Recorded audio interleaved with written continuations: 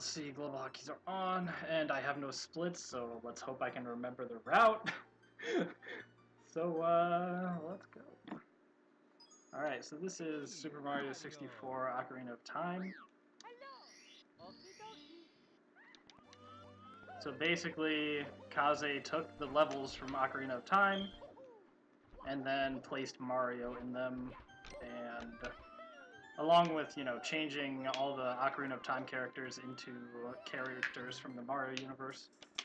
So things like Goombas, Chain Chomps, Koopas, you know, that stuff. And instead of Princess Zelda, it's Princess Peach, obviously. So I'm just gonna escape the forest like that, because Mario can run up slopes, and, you know, basically the geometry of these levels was designed for Link and not Mario. And since Mario is actually able to jump, that changes things quite a bit. So we can basically just go anywhere we want at any time, almost. Because of Mario's supreme athletic abilities. So I'm going to the ranch first, and that is because I need to get the Yoshi. Or more specifically, I need to get the star associated with unlocking the Yoshi. So I'm just going to clip through that little wall there by using that melon thing. And then read the sign so that I can expose the evil doings of the bats over here. So once they know I'm onto them, they start running away and trying to kill me. So I'm just going to run over here to get them to run at me, and then go into this corner and hopefully trap them there and kill them. Okay, not quite. One more shot though. Alright, so that's the star I needed to get, because as soon as you defeat the bats, you get the Yoshi item and that star spawns. So now I have the Yoshi item, so I can ride Yoshi. And once the Yoshi item is unlocked, those bats no longer appear. So in the glitch that I'm about to do, I'll actually unlock the Yoshi item. So if I hadn't already gotten that star and unlocked the Yoshi items, the bats would never appear, and then I would be unable to get that star. So I had to get it now, otherwise I wouldn't be able to later. So in order to do this glitch, I'm going to Gyarados Fortress, or the training grounds more specifically. So I have to cross this canyon thing, but luckily there is a note block right here. So I can just use that to get across, and then make my way over to Gyarados Fortress.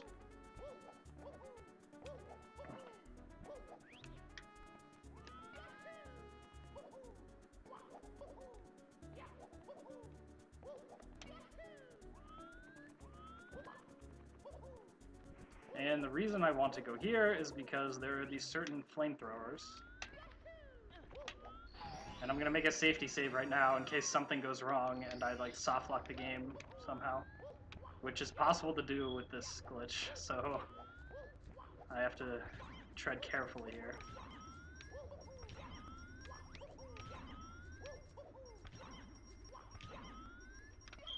So basically, these flamethrowers are really weird. They allow us to perform a glitch that we call Reverse Hat Adventure, abbreviated RHA. It was named similarly to Reverse Bottle Adventure from Ocarina of Time, if anyone's familiar with that glitch. Because what it does is essentially write certain values into your inventory. I need to do 15 punches, I lost count, to get into a very precise location.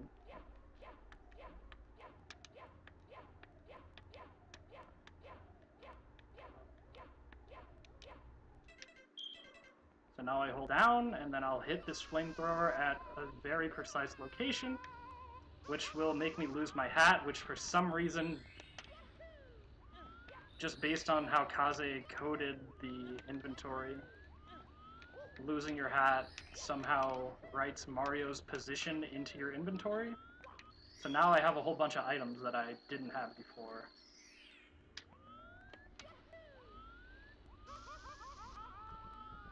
And if I die in this state, I would actually soft lock the game, so... Alright, but now I have the star, I can just save the game. What that does is gives me my hat back, and I get to keep all the items that I gained from Reverse Hat Adventure. Another side effect of this glitch is that I get 769 coins.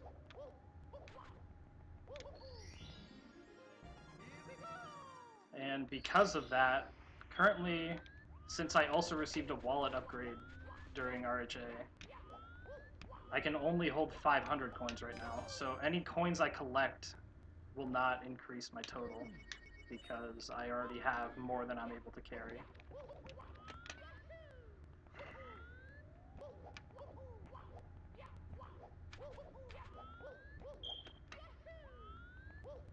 Alright, so the items that I got from Reverse Hat Adventure,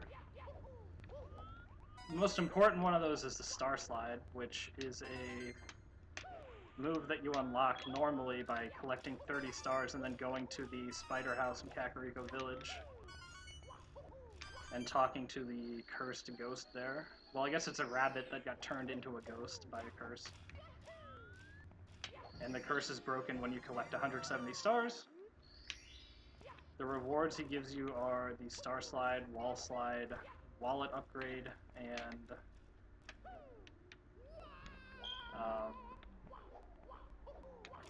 Wing Cap. I get the Star Slide and the Wing Cap from RHA, so I don't actually need to get 170 stars. So, you know. Well, I don't need to talk to the rabbit after getting 170 stars, is what it is. Because I already have the Wing Cap, so there's no need for me to get it.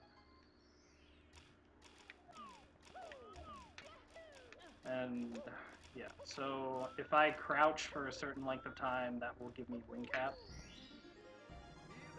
And Star Slide just gives me a ton of speed when doing a breakdance move, so... And using that speed, I can clip through most thin walls like this one. Just clip right through. And you can also generally clip into corners by doing that as well.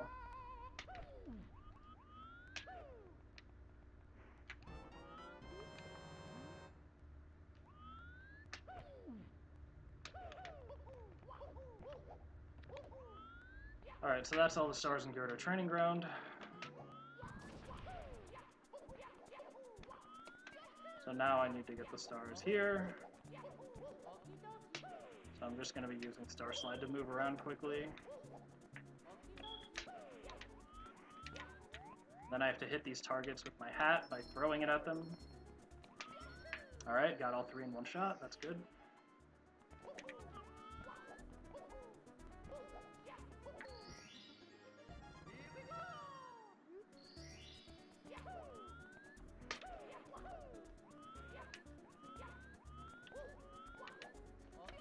So the reason why I punch during Star Slides is because, in general, from a Star Slide, you slowly lose speed as time goes on, but if you punch, you lose less speed. Like, your speed goes down slower, so you get to move faster for a longer period of time.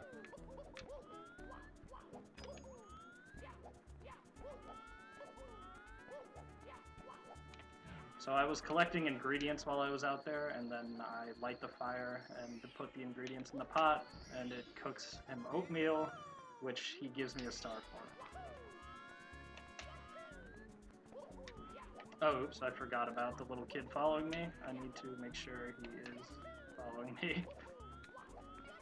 Because he was lost, and I need to find his parents. Okay. And they're right here, so they'll just give me a star now. What? Okay.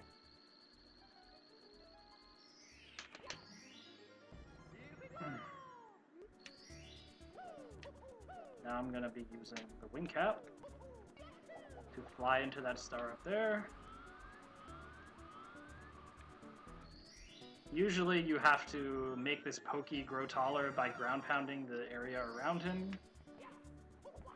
And then he'll go up and get the star for you, but since I can just fly there myself, it's no problem. So this is the fairy fountain. By collecting the star, I unlock the fairy fountain that I entered. And now from any other fairy fountain I encounter later, I can warp back to this location.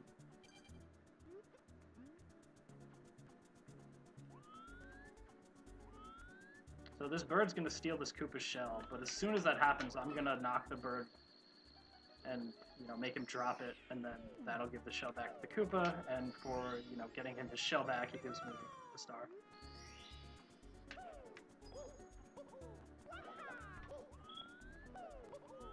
So now I want to go to the Haunted Wasteland, but there is a big womp blocking my path.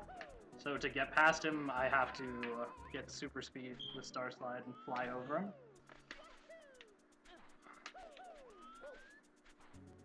And now I'm just going to Star Slide through Haunted Wasteland. Gotta make sure not to go too far away from these flags, because if you do, then you get lost and get warped back to the beginning.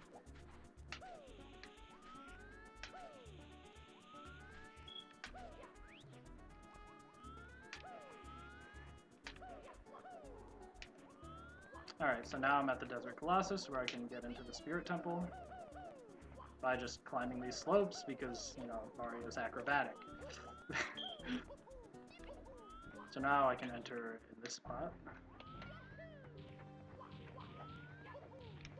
And normally, you have to get these Pokey segments and bring them to the Pokey's head in order to make a tower that will press a switch, which will get rid of that red block, at which point there's a note block that allows you to jump up past this point. But I don't want to have to do all that, so I'm going to do this triple jump wall kick and lava bounce. Oh gosh. Well, I missed, so I have to try again.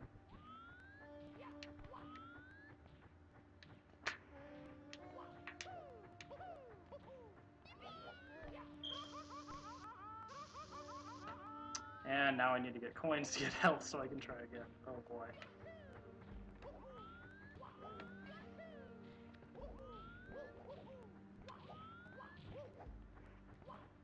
Oh yeah, and right now I'm taking half the damage that I normally would because I have the thick skin upgrade, which I got from doing RHA.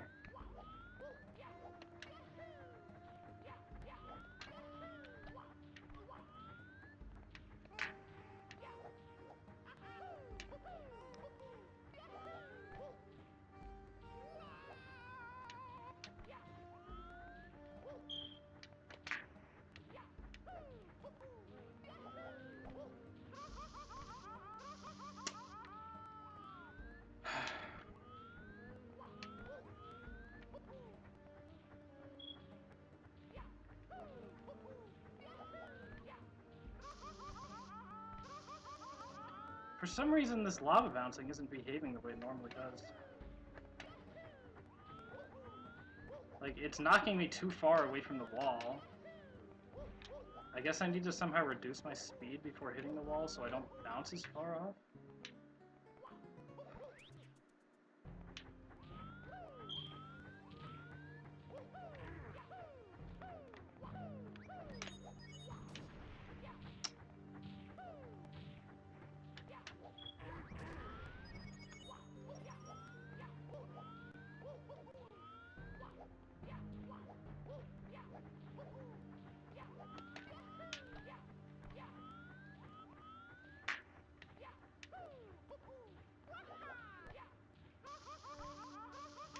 There we go. Alright, so now I'm going to blow up these rocks with an explosion that I generate from ground pounding, because I have the super ground pound, which makes my ground pound stronger and causes it to explode every time I ground pound. And I did all that just to get those spin gloves, which allow me to do this spin move.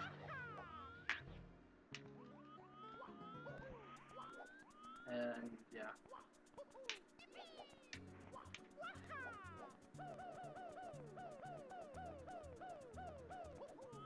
Now using that, I can skip star dance cutscenes by collecting the star while I'm in the spin animation, and then it will cancel the fact that I'm just grab the star. Unfortunately for this one, I don't have enough height to collect it during the spin and have to collect it during the jump afterwards, so that doesn't skip the cutscene.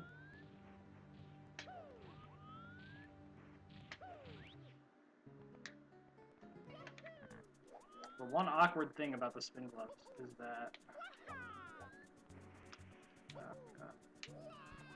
they store yaw velocity.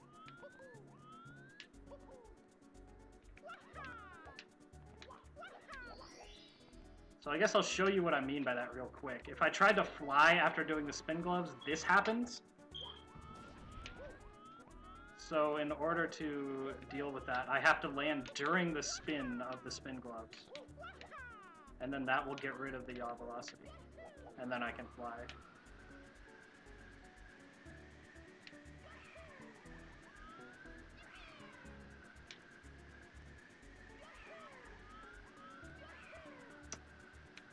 If I could fly into the star, that would be nice.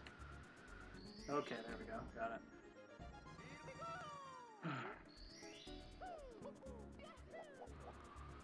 Alright, so now I'm just gonna fly around and get these secrets here.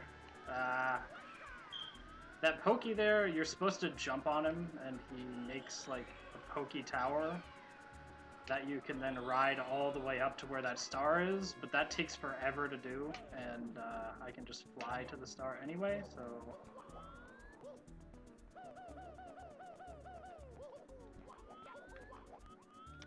So I kinda messed up the star slide there, but oh well.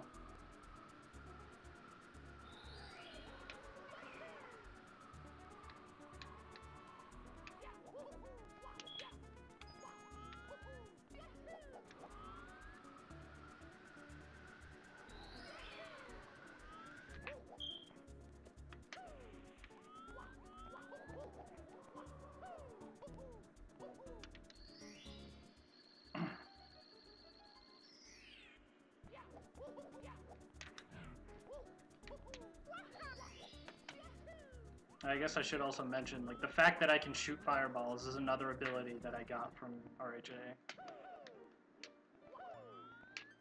So now I'm going to collect this, and then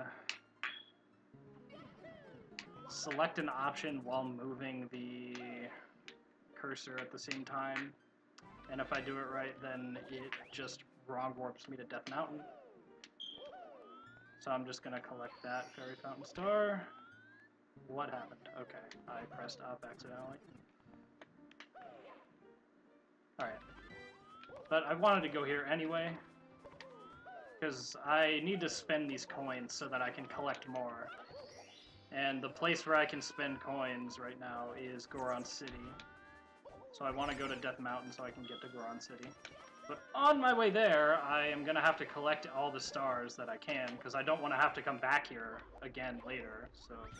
I want to get all these stars now. So I have to escort this Babam to a broken cannon so he can fix it. By launching him across gaps with punches or kicks or ground pounds or, you know, some form of attack. Alright. And luckily there is a, you know, fast strat here. Instead of having to, like, walk all the way down the crater, I can just launch him from about this spot here. And he'll land on this platform down here. And then from this platform, I can launch him directly to the cannon. And then he will give me a star.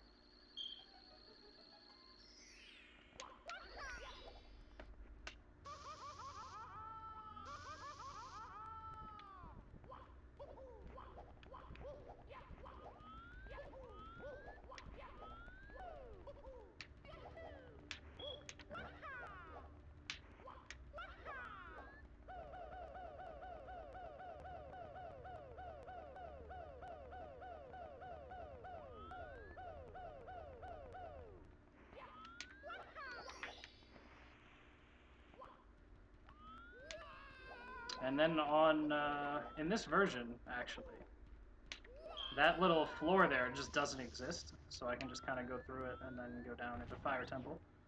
And since I already have the Fire Flower, which is the power-up that you get in this dungeon, I can kind of cheese a lot of things here, and I don't have to collect it because I already have it. You know, because it's designed around getting the fire flower later on. So it kind of intends for you to collect it and then backtrack a little bit to get all the rest of the stars. But I don't have to backtrack because I already have the fire flower. So I need to free this Lakitu to make a platform for me later that I'll need to progress through the temple.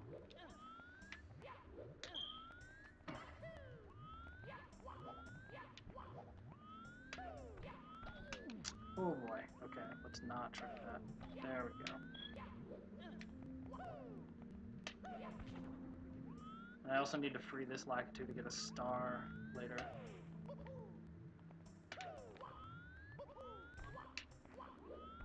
Missed the double jump, that's kind of embarrassing.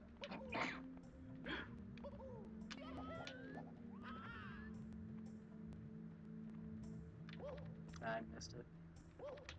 Oh, and I failed the skip for the animation. Oh boy.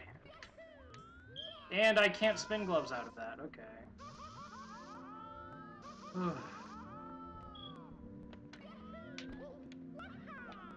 So now I'm just gonna clip through this gate with Star Slide so I can fight the boss. And get my first Grand Star.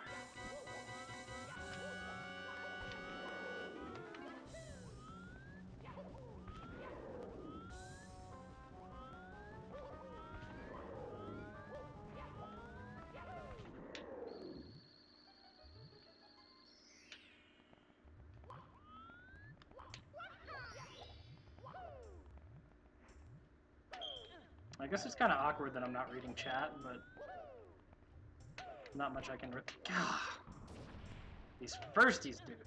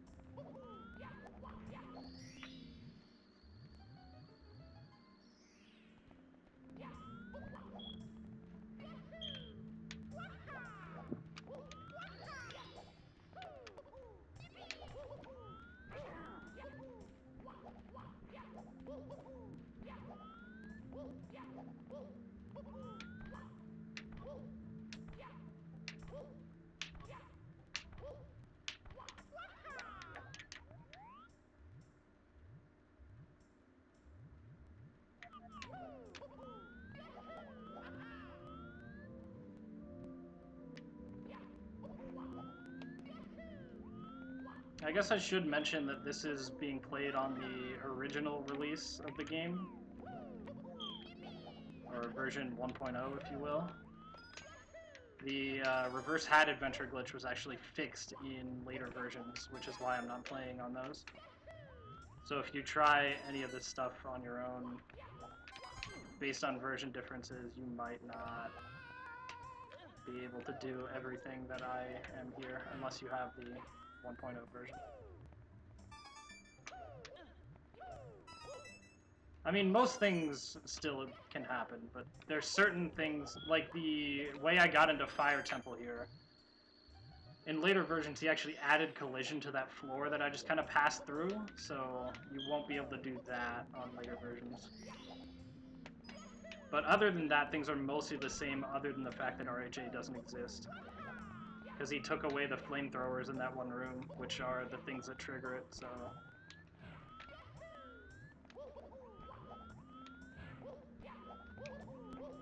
Yeah, see, so I'm just lighting these torches, and once I light them all, the star will spawn.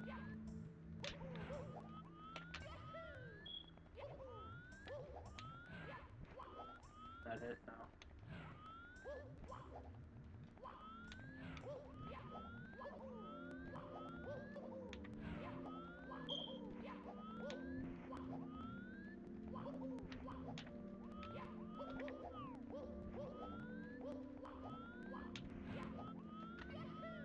Okay, there we go.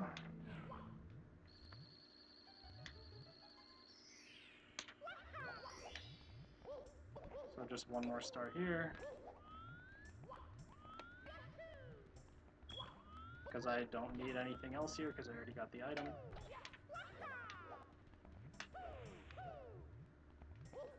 Nah. Alright, I'm gonna need some magic to activate Vanish Cap. Because I want to make sure that I pass through those gates rather than just try to clip through them all with Star Slide, because that's not 100% consistent. So I'm gonna just activate Vanish Cap, then Star Slide through. And for this one, I'm intentionally not canceling the animation, because I want to save the game so I can reset to go back to the beginning of the temple.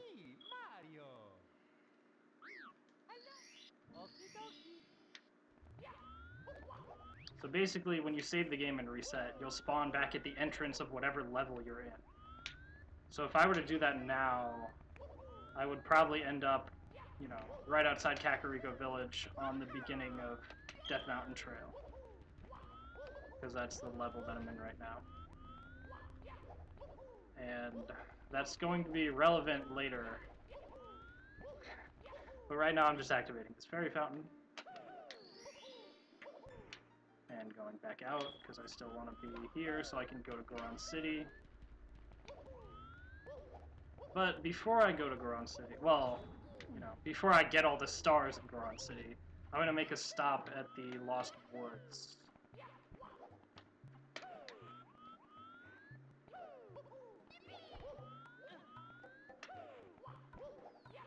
To get some stars here while I can.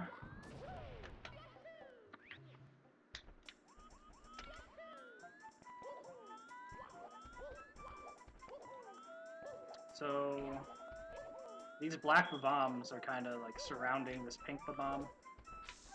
So he's kind of in trouble a little bit. So I'm just going to get rid of these black bombs to help him out. And then he'll give me a star. And once I save this pink bomb engineer, the King Bomb in Goron City would give me the ability to use their cannons. But I actually already got that item through RHA, so there's no need for me to actually talk to the Bomb King.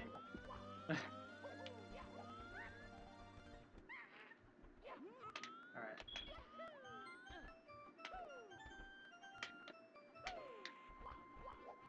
And now I'm going to go to Kurikiri Forest to get a few stars. The reason why I'm doing this is because those monkeys that I just caught, the star that they give me after catching them all is only specific to the past.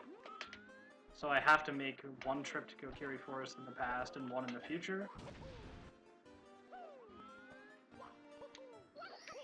So I'm just collecting stars quickly on my way to grabbing each monkey.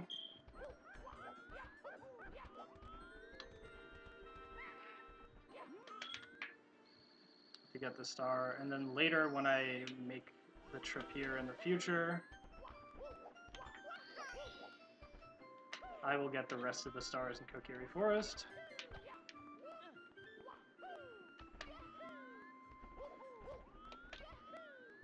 So now I'm going to go back to Goron City, where, you know, I need to spend these coins, right? So that I can start collecting more, because there are 3 stars in this game where you have to buy stars with coins. One costs 500, one costs 1,000, and one costs 2,000. So in order to get those last 2, I actually need to get the last wallet upgrade, which requires 90 stars to get. So I basically want to get rid of these coins as quickly as I possibly can, and then go back up to 500 coins by collecting them by the time I get 90 stars. And then get the wallet upgrade and try to collect as many as I can so that I can buy those stars later.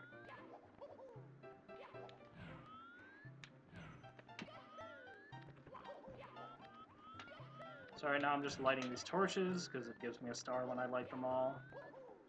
And on my way I will encounter the bomb that sells a star for 500 coins. And of course I'll buy the star. That will bring my coin count below 500 and I will be able to collect coins again.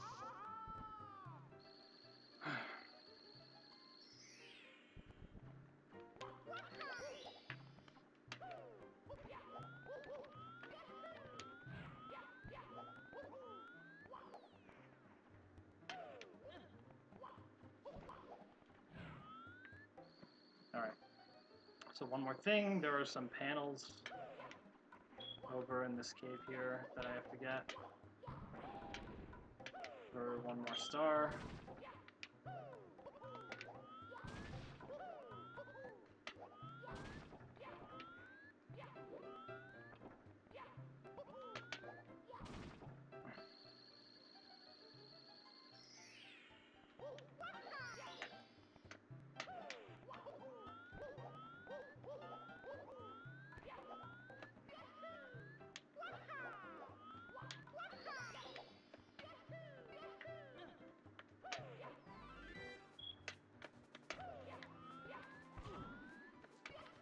Alright, and then I'm gonna get the star from the Scarecrow, and then head to Dodongo's Cavern.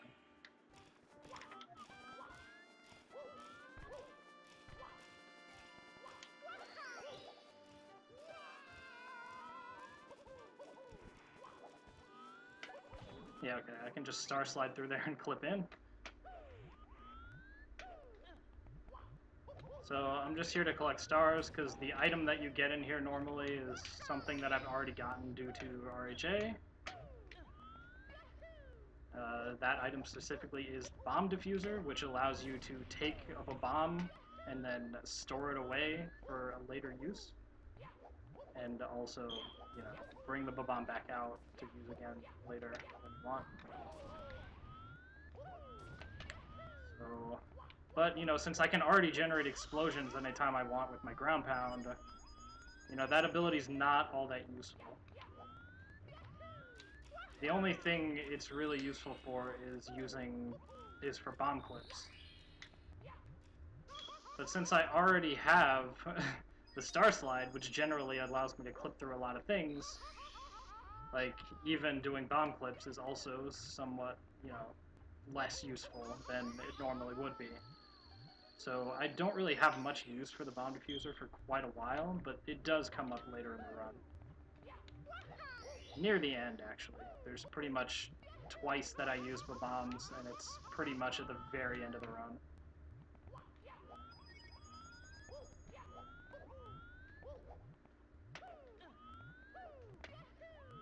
So I just have to get all the stars here. So. And while collecting as many coins as I can, you know, because I want coins. That was not a good idea. Because there's a coin down here that I need Vanish Cap to go through that wall for. And luckily, from RHA, I also have the magic regeneration item, which makes my magic power regenerate slowly. And because of that, I basically don't need to worry about collecting magic ever. It's generally enough for me to do what I need to do, other than in certain circumstances where I need to use Vanish Cap for long periods of time, like I did in the Fire Temple. But any other ability that's not a cap can be used all the time, no matter what, as long as you have magic regen, because the way the game uses magic is that if you have any magic at all, you'll be able to use any ability. And then it will subtract a certain amount of magic from your total when you use it. But, you know, if you have less than the amount that it subtracts, it just sets your magic to 0. But since you have regeneration, every time it'll set your magic to just a little bit right after it gets set to 0.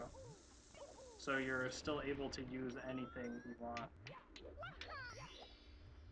So I just use Spin Gloves, and I want to fly, so I have to cancel out my yaw velocity on that slope right there.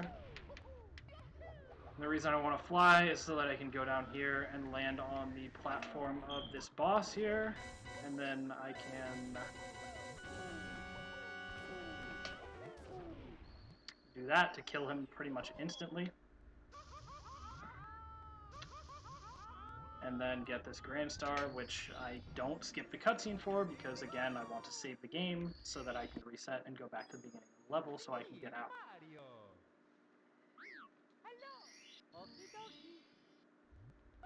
So now I'm going to head down to Kakariko Village.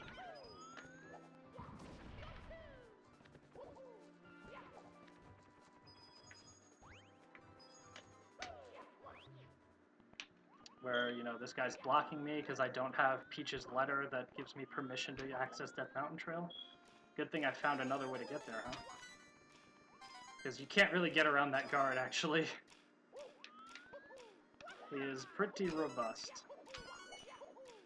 I mean, apparently it's still possible to do, but you have to go, like, super high up to do it, and I don't know any means of actually doing that.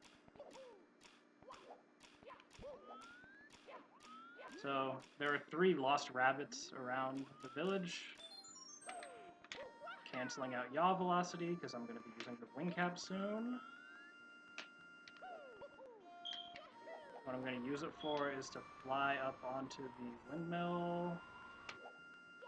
If I could do it right. I was at a bad point in the cycle. I should have known not to go, but whatever. I can just go back up here like this. Okay, I have to wait again.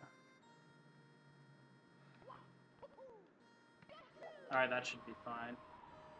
So I'll just land on this, and it will take me all the way up to the top where the star is waiting for me. And I'm also gonna not skip the cutscene on this star, because if I did, I would have to use spin gloves, and that would store yaw velocity, and I don't really have a good place to get rid of the yaw velocity, and I want to fly, so it's kind of pointless to skip the cutscene, because I would then be unable to do what I wanted to do next. Oh, that's not good. It's fine though. Since I have wing cap, I can just fly up to this roof here and get back there immediately. You're supposed to use like a bouncer system to bounce from roof to roof, but you know, of course that's, you know, when you have things like wing cap, that's not really useful or necessary at all.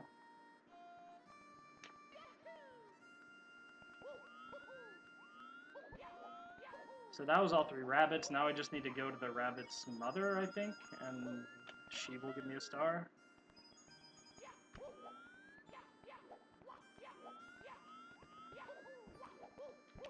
But first, I'm gonna do the scarecrow.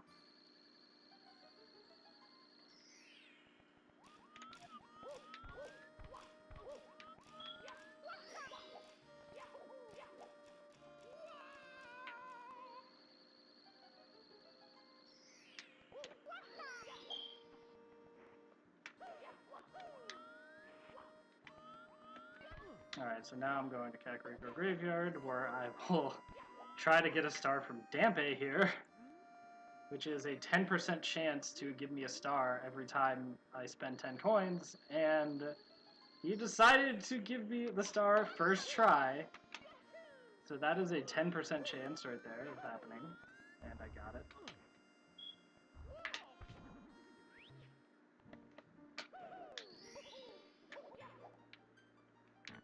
So I'm just unlocking this fairy fountain, and now I'm going to go to Shadow Temple.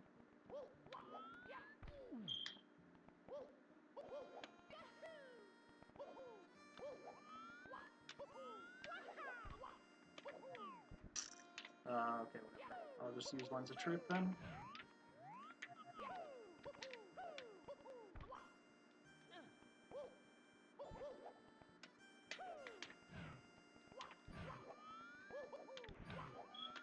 Now it's possible to skip that, like skip lighting those torches and just go around the gate there, but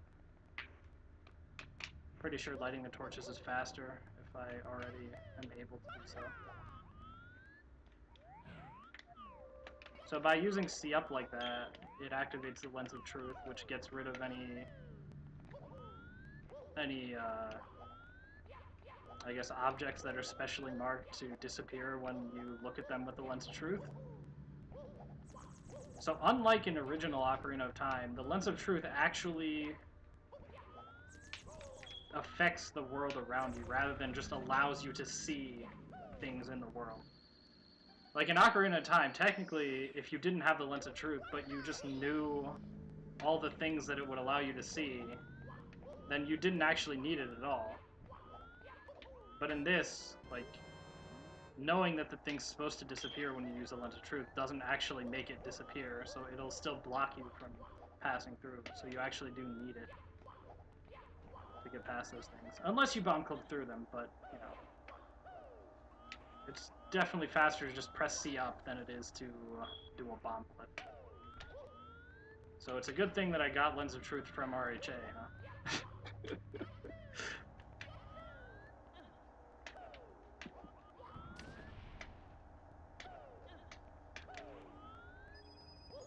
So I guess I should have mentioned this when I did RHA, but like normally, if you don't do a precise setup, then you basically don't know what you're gonna get. So the reason I did, you know, the 15 punches to get exactly where I wanted to go was so that I'd get exactly the items I got. If I was in a different place, I would have gotten different items, and then, you know, I wouldn't necessarily be able to plan the route out in advance. I would have to kind of go with what I had. So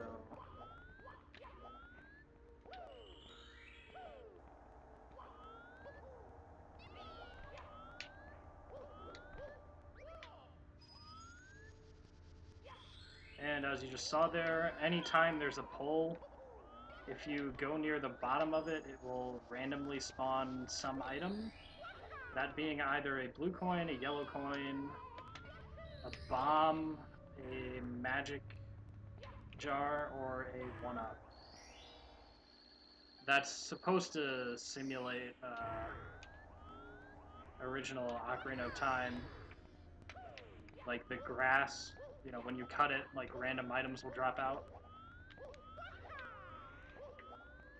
He, you know, since, like he originally meant it to happen with trees, but trees are just a pole, so he made it just do that for any pole, even if it's not a tree.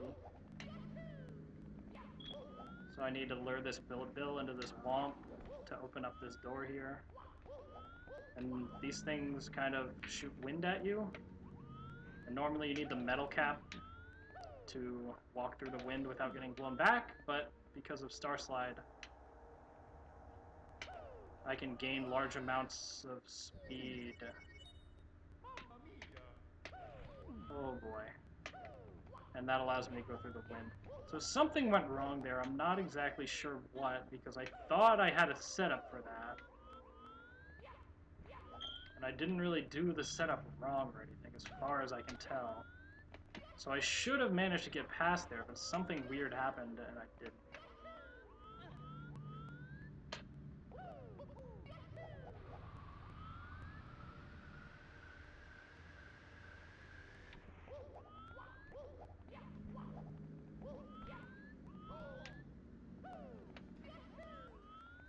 So I'm gonna try again.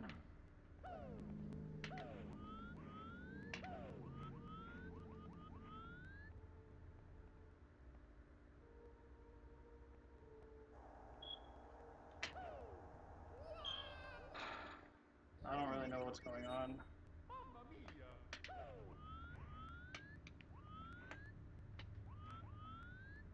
And I'm not really sure what I can do about this. I mean, technically, if I could get up a bomb, I could bomb clip. But I don't know of any bombs nearby. Like, there's a bomb clip I can do to get around this part, so I don't have to deal with this, but I don't really have a bomb right now.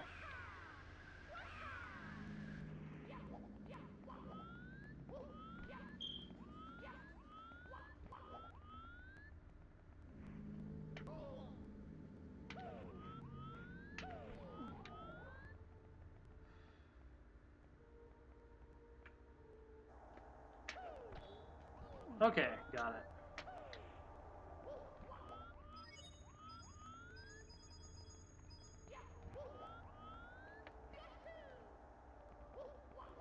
Alright, I just needed to hit that blue switch.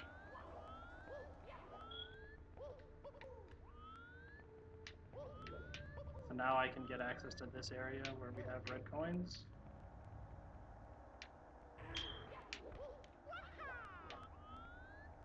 And I guess since I haven't yet, I should explain what 100% NSR means as a category.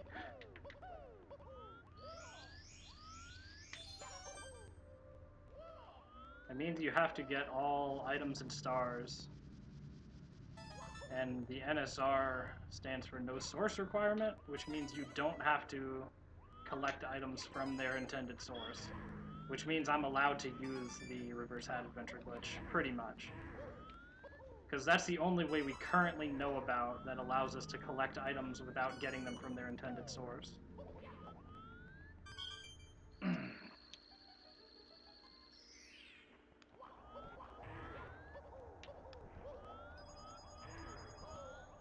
I would have saved if I had gone down to 0 lives, Jarp. I'm not that dumb.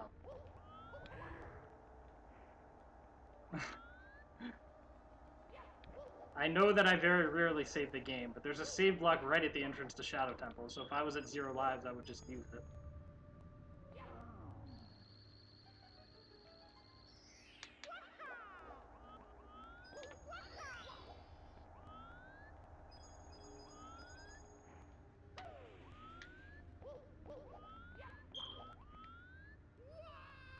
Yeah, I'm not really looking at chat because I don't have chat open on this computer. I kind of have to turn my head like 90 degrees to see chat, basically. So I'm not really going to do that all that often.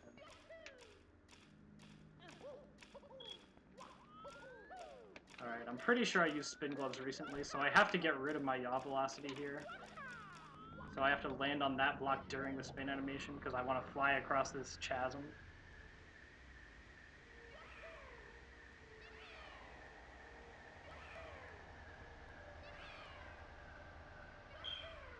And hopefully don't hit an invisible wall. Alright.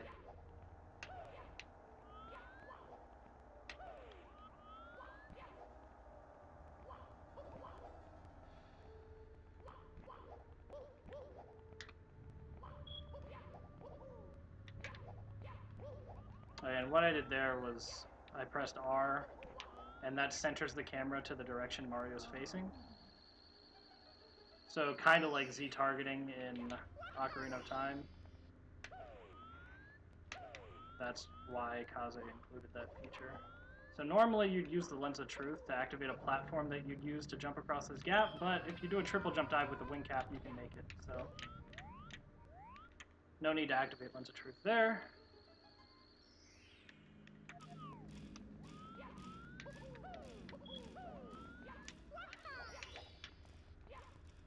Okay.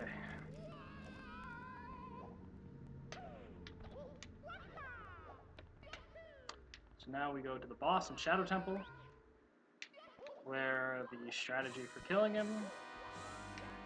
Well, you see, those shooters there shoot giant bullet bills at you, and you have to lure them into the thwomp in order to damage him.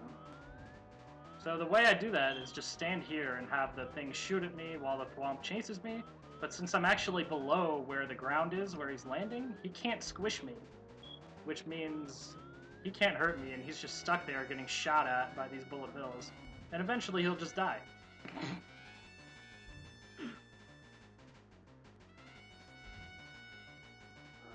And give me his nice Grand Star.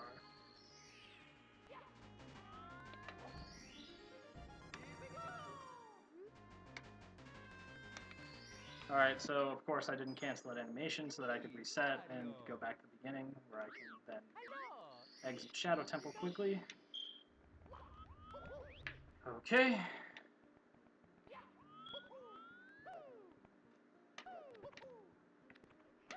And from here, I want to go into this grave to collect a certain item. No, not like that.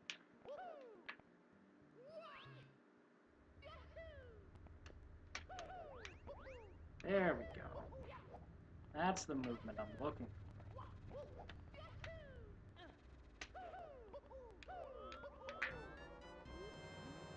And that is the anti-gravity badge, which makes it so that you never take fall damage. And then I death warp to get myself out of there quickly, so that I can go to Hyrule Field and then to Zora's River, where I will unlock a fairy fountain. Oh boy. Okay, that works.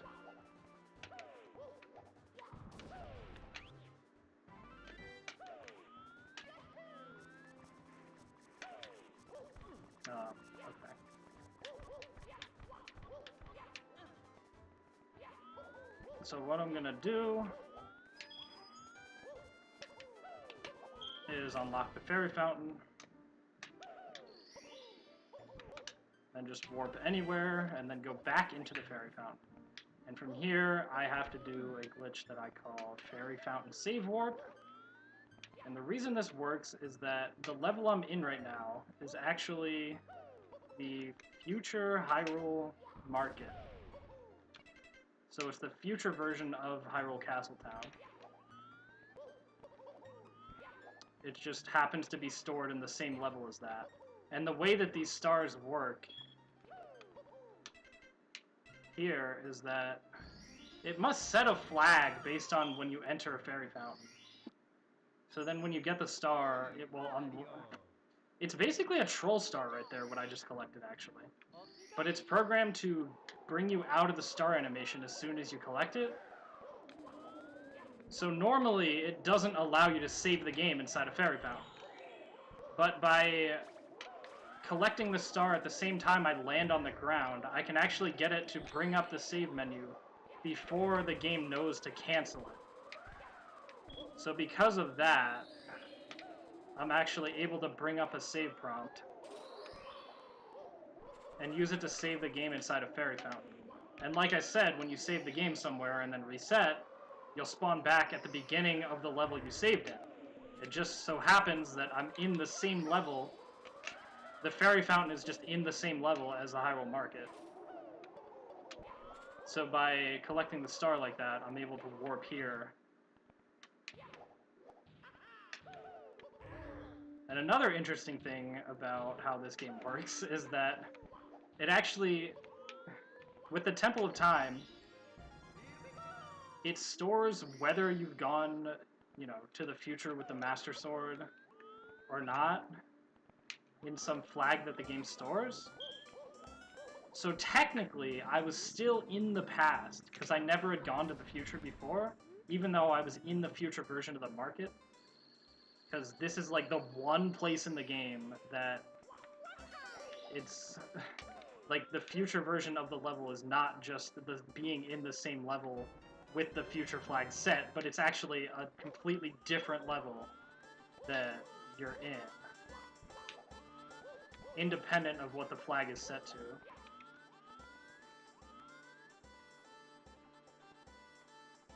So I'm buying these dog treats to feed a chain chomp that will give me a star for doing so. And I'm also going to buy this star radar.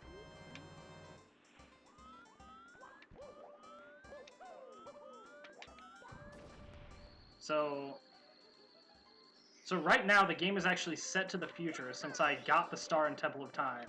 I basically pulled the Master Sword from its pedestal. But it actually transported me to the level that the past is in. Even though the game is set to be in the future right now.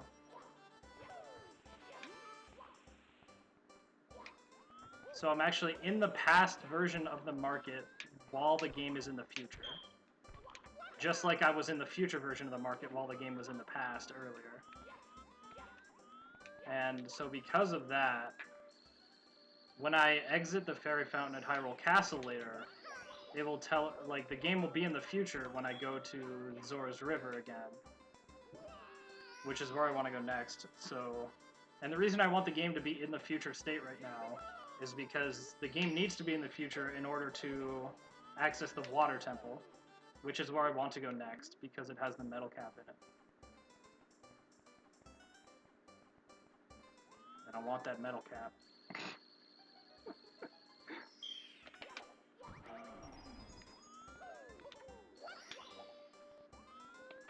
Okay, so now these dog trees that I threw over here are just going to be here still. I only need 3 of them, so I just had a 4th one as a backup. Just in case that little chain chomp there eats a treat, which he can do sometimes. Fortunately he didn't, but I did miss a throw and accidentally break one of the treats on the fence. So it's lucky that he didn't eat any, otherwise I'd have to go back and buy more, which would take some time.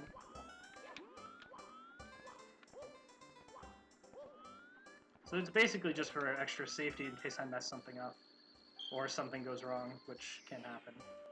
sometimes outside of my control. Oh yeah, and I also talked to the owl there, so he would give me the pound hop upgrade. And I already have, you know, he gives you 3 different upgrades based on how many stars you have. So I just snuck past those guards with Vanish Cap so I could get to this fairy fountain. And now I will go to the Zora's River that I unlocked earlier because I wanted to go here.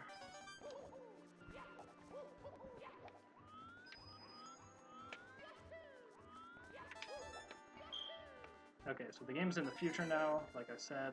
I'm just going to be getting these red coins and bringing this fish into Zora's domain where he can, or I can throw him into water so that he doesn't, you know, die.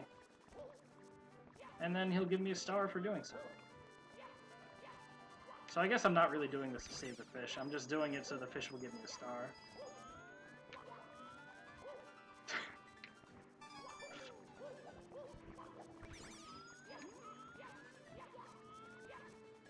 And this bridge is only one-sided, so you can pass through it from below.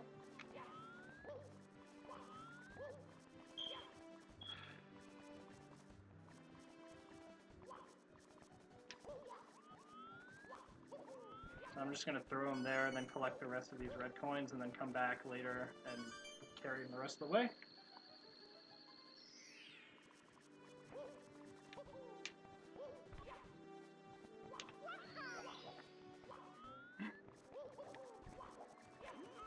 So I'm going to try to throw the fish into the water in the air and then land down here. Because I want to go to that secret entrance in the water there that takes me to Lake Hylia, which is where Water Temple is. So, yeah, this was just the fastest way to get there from... that I could think of, basically.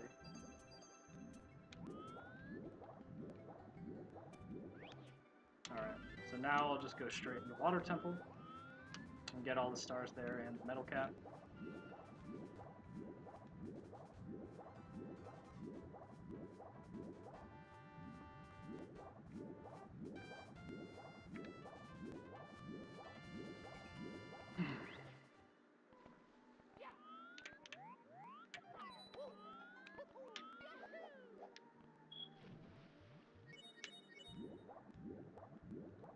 Alright, so first thing I'm going to do is dive all the way down here. Or I guess swim all the way down here. And then lower the water to the lowest possible level and press this red switch. So this temple is probably pretty confusing the first time you see it. There are 3 different water levels you can activate, and you know there's also red and blue switches that block off certain paths with blocks. So you kind of have to, you know, raise and lower the water and press switches at certain times to get certain places. And it's kind of like a big maze that you gotta go through. Luckily, I know where I'm going, so, well, at least hopefully I know where I'm going. Hopefully I can remember.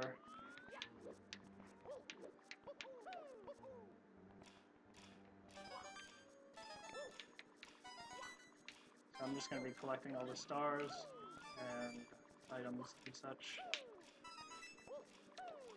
These red coins are kind of a bit of trouble. Like, if you accidentally fall down somewhere, like, they can just...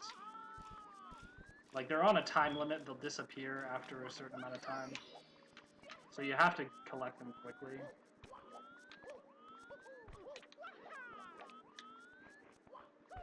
And, you know, in order to get to the switch... and if you fail, you can't press the switch again. Like, you have to reload the room.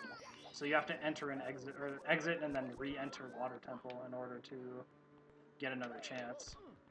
Which means you also have to go down there and press the switch every time as well.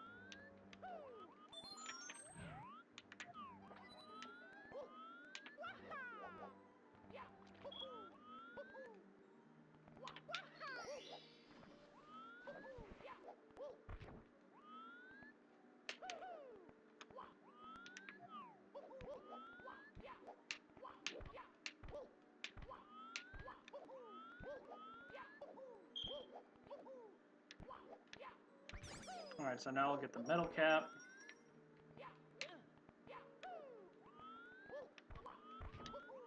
So normally you're supposed to, you know, cross over, get to the other side of this room through these red blocks, and then take this other path around and come out here in order to get down here to get the metal cap. But since I have spin gloves, I can just jump over here directly without the need for any of that. And there are no stars on the way, so it's not like I need to go back there to collect any stars. I just get metal cap. And then get out of here.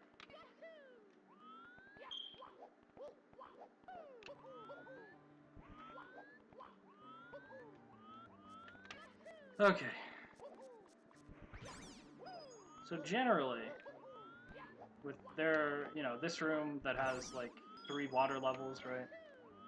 You have to ground pound the switches, so the intended thing to do here is to, you know, go here when the water level's at its lowest, then come back when it's at the mid-level, and then come back again when it's at the highest level. But I'm going to try to skip that by doing enough first frame wall kicks in a row to get up there.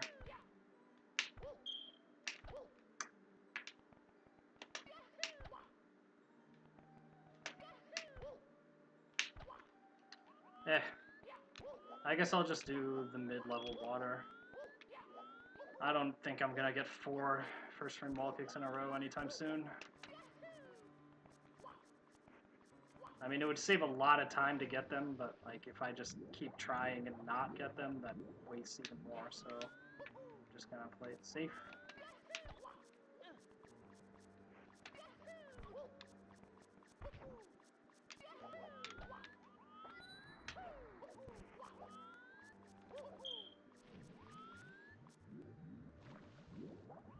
And raise the water to the mid-level, which I would never actually have to do if I had managed to get the firsties. There's pretty much no other reason to raise the water to middle level than this, given all the items that I have right now. I can skip everything else that's needed for it.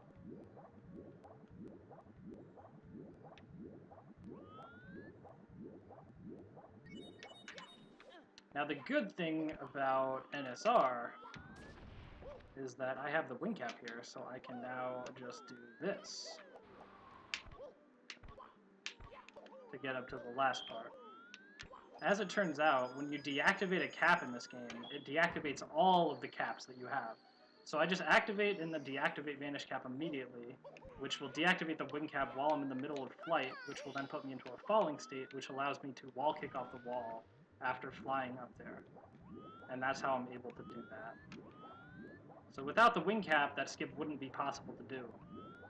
So that's... So in regular 100%, you actually have to raise the water to the level to highest after doing that, and then come back again. So, you know, that's a lot of time lost compared to NSR.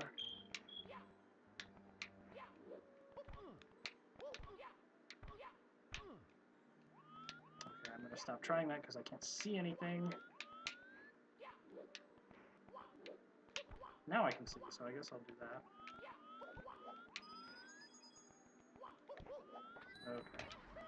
So now water level's at its max, and I'm just going to collect the rest of the stars here.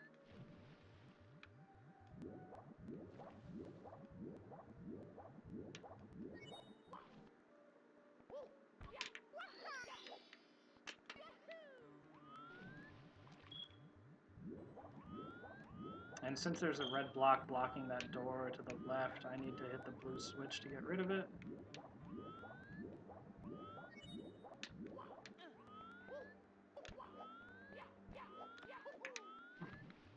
So I'm going to go press that now.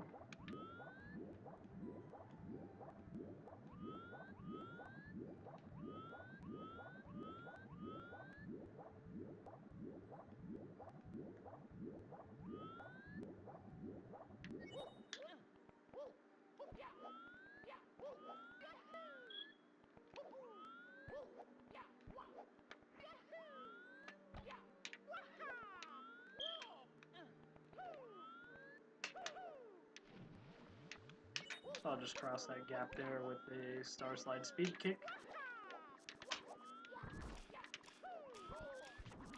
Oh, that's not good.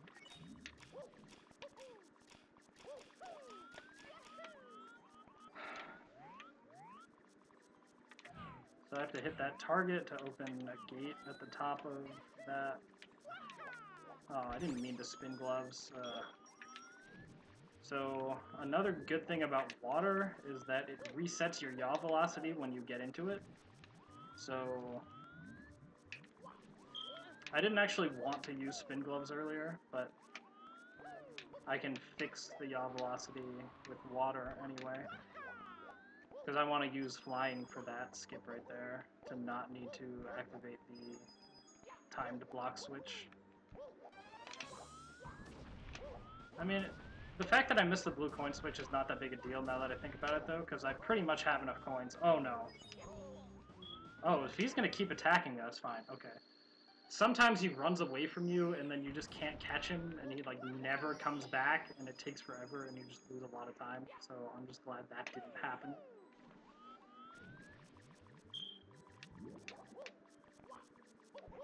So this time, I'm just going to do a regular star slide to go only halfway, because I need to actually dive to the bottom here to get a star.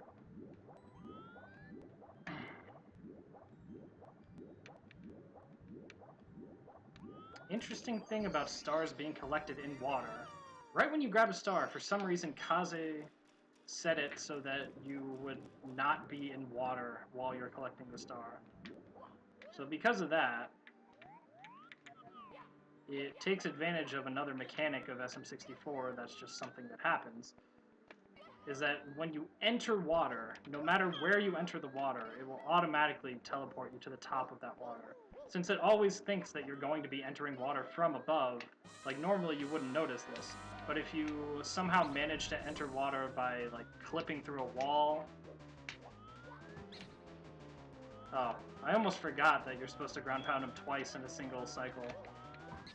So I almost missed that second ground pound. I mean, I could have gotten another one off of the second cycle anyway, it wouldn't matter, but, you know. Better to kill him on the first ground pound of the second cycle rather than the second, yeah? Again, not skipping the animation. So I can reset. And then I am out of here.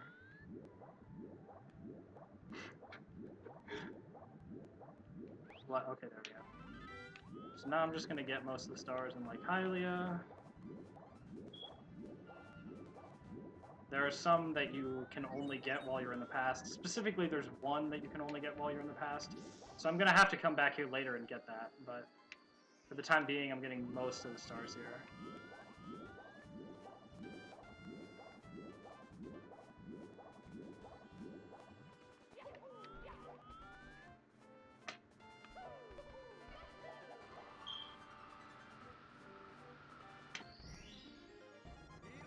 And I'm not skipping this cutscene because I want to continue flying, and there's not really a good place to get rid of my yaw velocity. So that I can get... Oh, that's not good.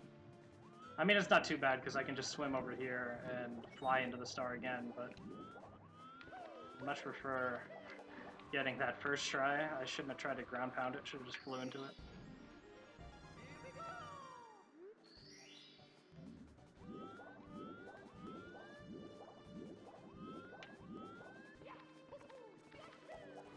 Oh yeah, I have tons of coins because I got first try Dampe. That's why I have so many coins.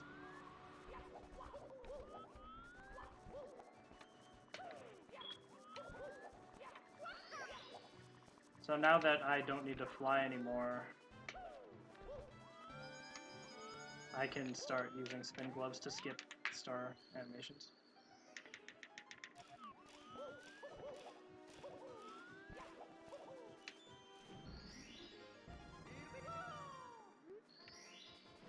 Obviously, I can't do it for ones that are in water because you can't spin gloves underwater.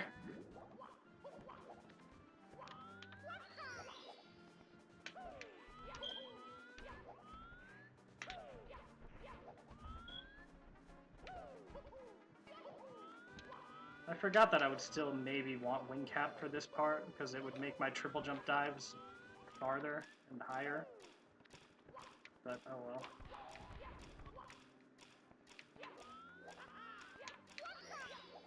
Still can make it without it, so it's fine. Now these red coins will bring my coin total to 500. So I have way more coins than I need. Because there's even another set of red coins that I'll be getting later. So I have like more than 20 more coins than I need. So I could have skipped some coins earlier and still been fine on coins, but whatever. I guess I went out of my way a little bit more than I necessarily had to for coins earlier on in the run.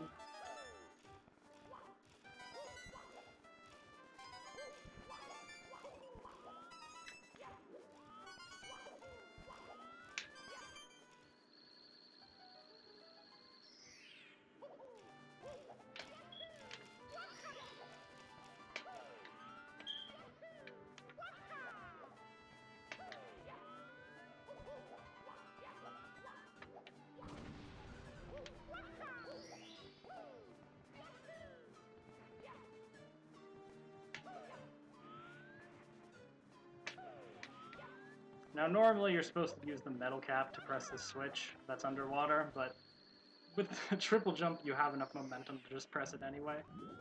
I mean, I even have metal cap, but, you know, I figure it'd take too long to get in there, then activate it to press the switch. Might as well just triple jump on it, that'd be faster. And now I go to Kakariko, I think. Not having splits, so I don't know the route. Just going off memory here, but I'm pretty sure, because I have 90 stars now, which means I'm able to get the final wallet upgrade, which I want to get as soon as possible, so it would make the most sense to go here now. Of course, this will lead to the windmill and give me a star at the end of it. So normally I would collect all the coins along this path, and there are about like 50 of them. You know, these arrows of 8 that lead you down the wrong passage. But since I already have 500 coins, there's no need to do that.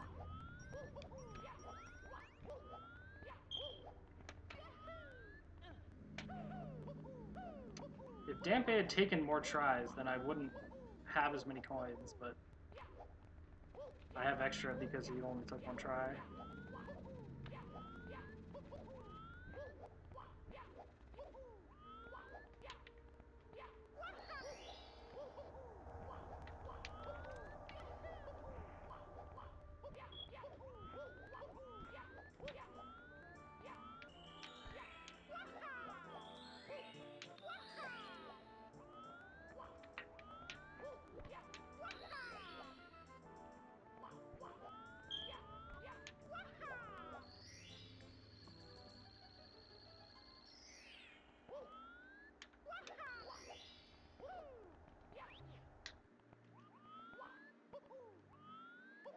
So I'm just going to go straight to the spider house.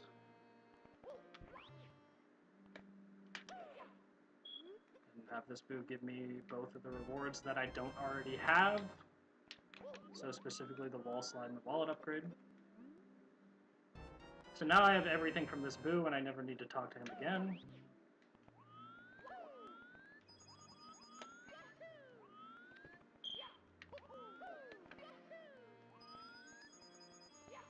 And now I can also collect more coins, so I'm going to be doing that as I go.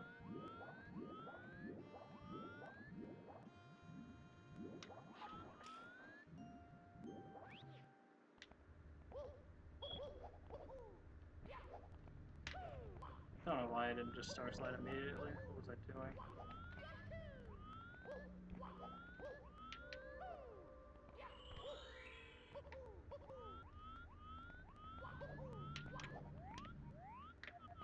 So normally you get the Lens of Truth in bottom of the well, but I already have the Lens of Truth from RHA, so I don't need to. And it kind of allows me to do this a lot faster.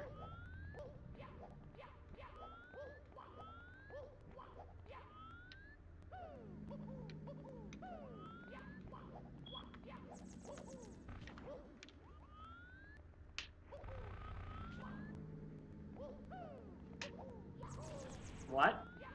Okay.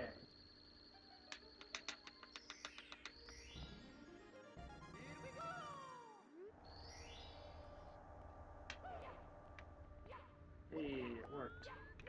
Alright, and usually this wall, You know, it's a Lens of Truth wall. You have to make it disappear with a Lens of Truth. But the reason why it's already gone is because when I made the wall in front of the blue coin switch disappear, I also triggered making that one disappear at the same time. So that's a handy little time save right there.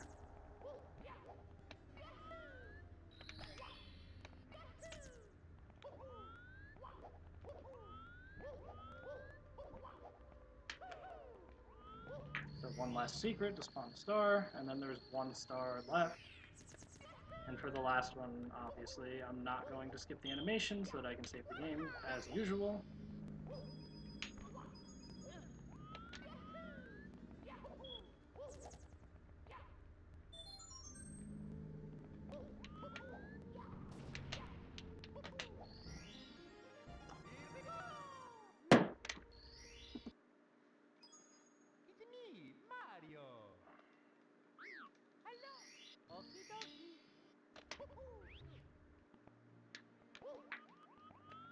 So now I'm going to want to go out to Hyrule Field.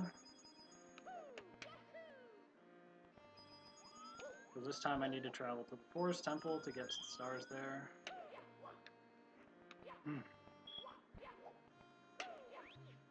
I'm going to be collecting some coins and stars along the way. Because again, I'm going to need like 2,500 more coins just about in order to buy stars later.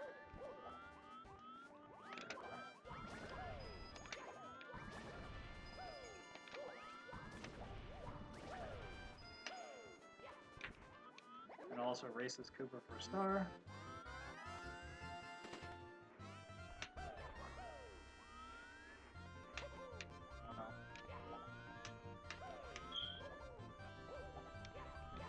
Oh, I think I almost lost that race, yeah. That slide kick was a problem.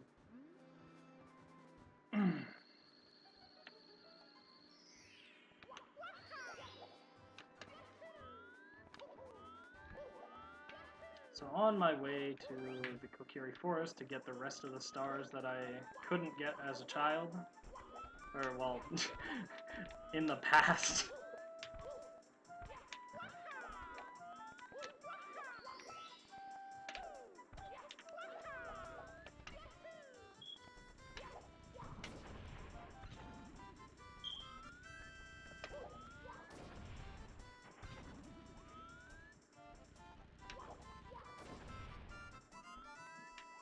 Wait, that got him? Oh.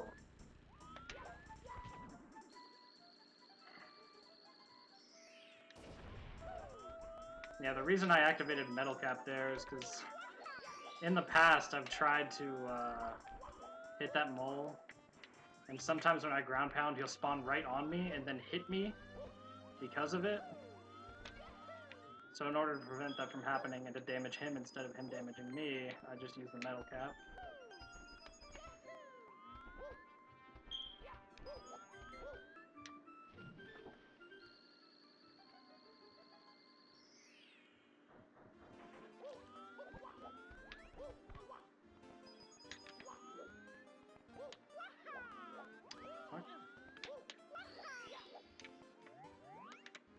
Yeah, that one's kind of hard to skip the animation for because it's so close to the ground.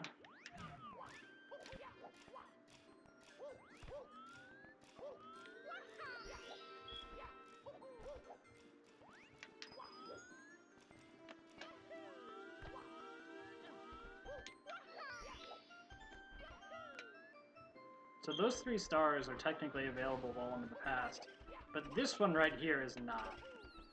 This ghost does not appear if you're in the past. And since it's on the way to the Deku Tree, that means the best time to do the Deku Tree dungeon is in the future. Even though, like, it's supposed to be a dungeon that you do in the past. But I basically had a way to skip the Door of Time due to the Fairy Fountain Save Warp. So I can do past dungeons in the future.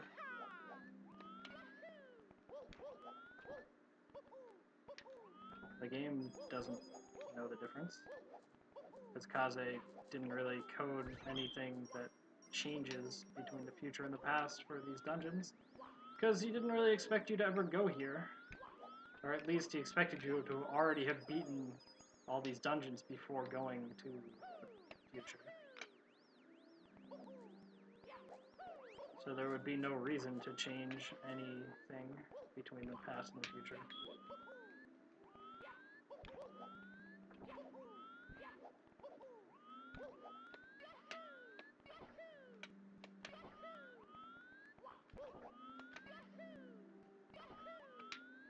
I never mentioned the hover boots, did I? Yeah, so back in the Shadow Temple, I got these things called the hover boots. And if I hold A after long jumping, it will decrease my falling speed dramatically, which is how I was able to jump from one panel to the other like that. It's normally too far with a long jump, but with hover boots, you can just float on over to the next one. So the item that you normally unlock in the Deku Tree is the Vanish Cap, but I already got that from RHA, so I'm able to kind of abuse that fact a little bit by getting these red coins early. Normally, like, you have to cross the gap in the water to get to that room on the other side where you get the Vanish Cap, then come back here to get the red coins, but I already have the Vanish Cap, so I don't need to do any of that.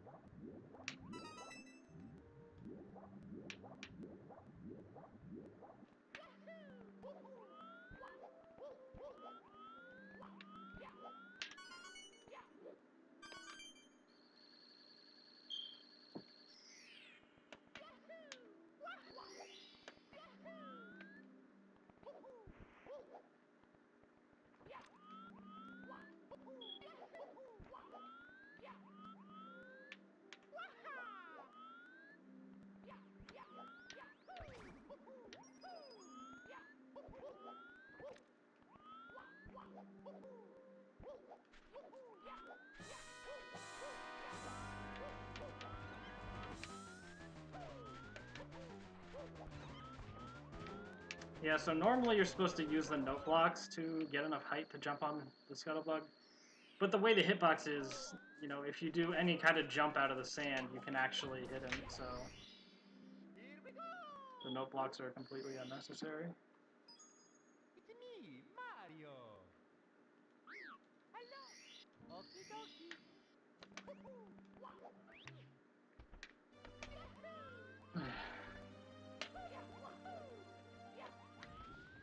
And I guess another nice thing about punching while you're in a star slide is that it doesn't really allow you to collide with walls.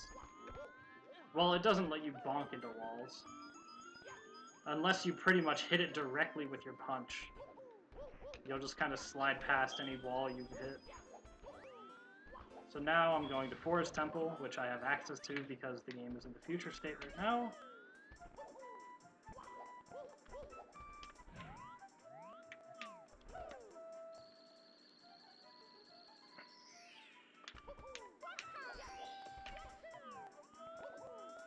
The item that you get in Forest Temple is Hat Throw, but of course I already have that from RHA. It was actually one of the important items that I needed to get with RHA because a lot of stars in the area that RHA is in require Hat Throw to get. So in order to avoid taking multiple trips to those areas, I have to get Hat Throw in RHA.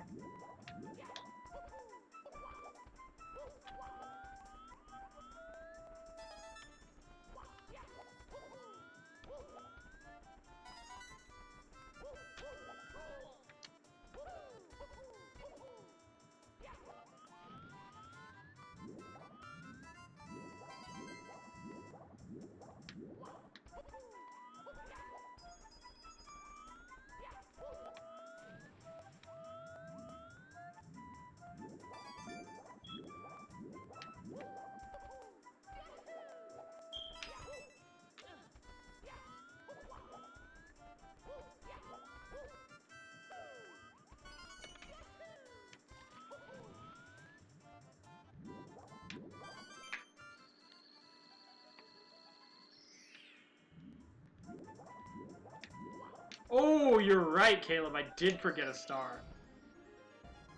Yeah, good catch. I'm gonna go back and get that now.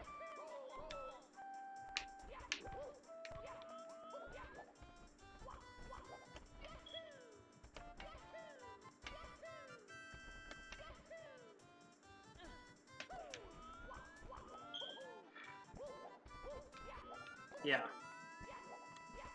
In the past, in the same place that I saved the Babam, there's now a rabbit that's in trouble because of these moles, and he wants me to just take a few of them out.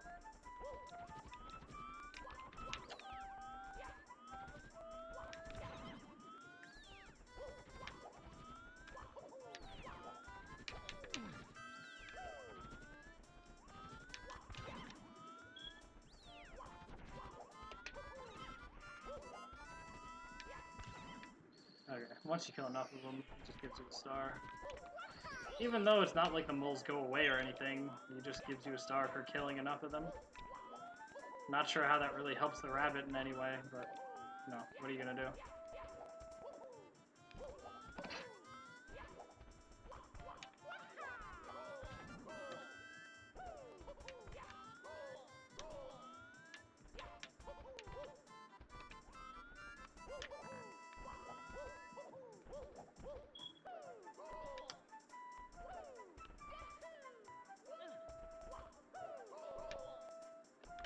Okay, anyway, now that I'm back on track here,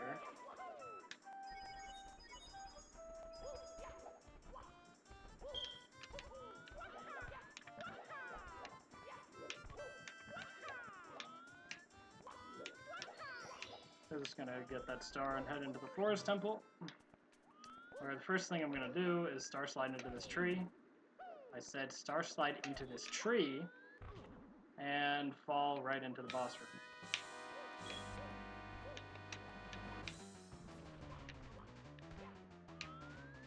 So for this, you have to just follow the ghost into the painting so that you can fight him inside the paintings.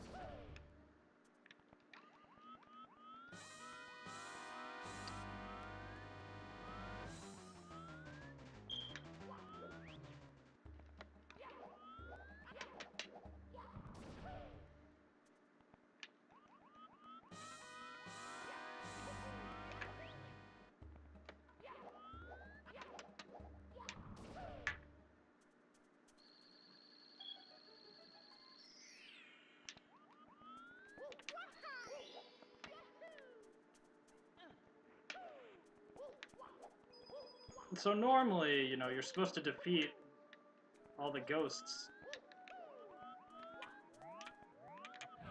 And what that does will remove that grate once you kill all 4 of the colored ghosts. Which would supposedly allow you access to the boss room. But I was just in there.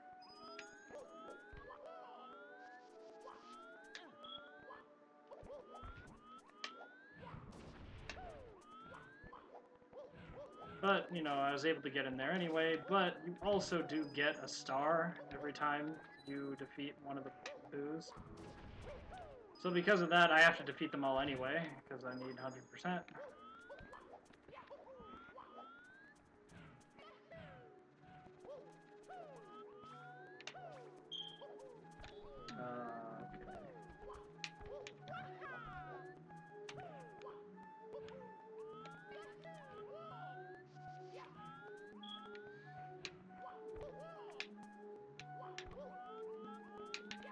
Where is this guy? There he is. Okay, good. So I can kill him. He needs to be dead later. Otherwise, he'll just keep shooting fire at me and prevent me from doing a note block glitch. That would save a bunch of time. So best get him out of the way now. And even get an extra 5 coins out of the deal anyway, so...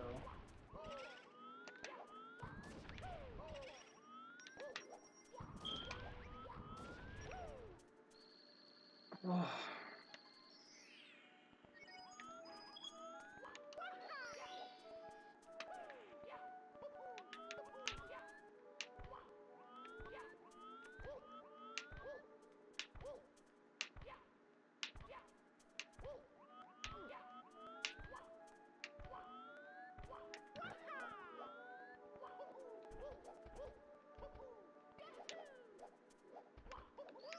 Hooray for spin gloves.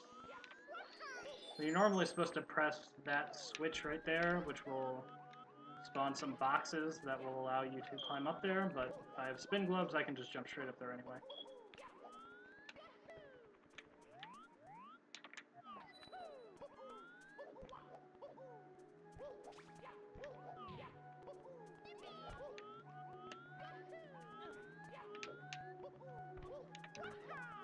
For this one, you're supposed to activate 2 targets in order to make him turn tangible, but for some reason, you can just hit him anyway, which will then activate the boo anyway, so that just skips having to go through each of those paths.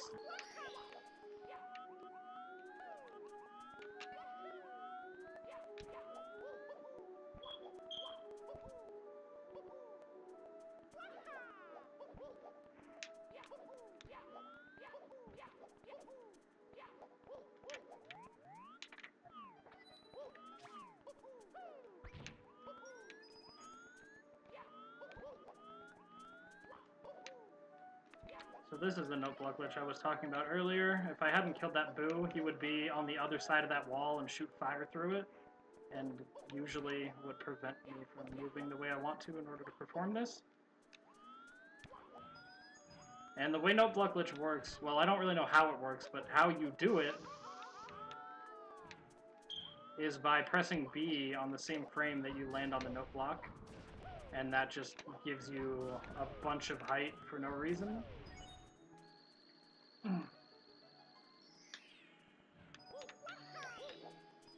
Okay, so just one more ghost I have to kill, and that will give me the last star here.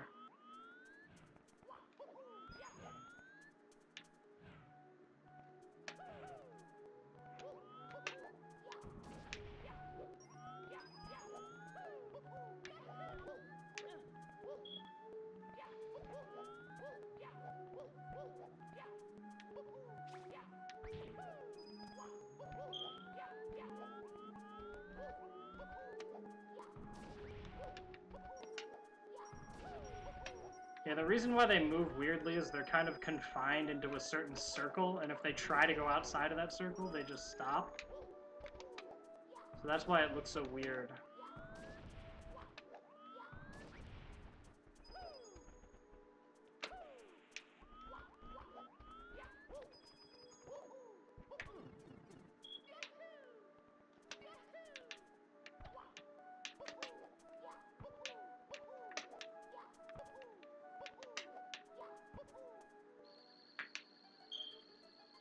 So as far as I'm concerned, that's the optimal way to do that.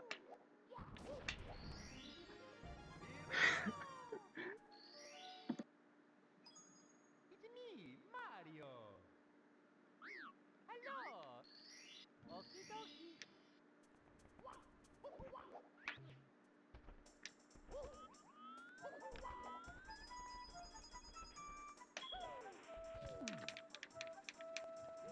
Yeah.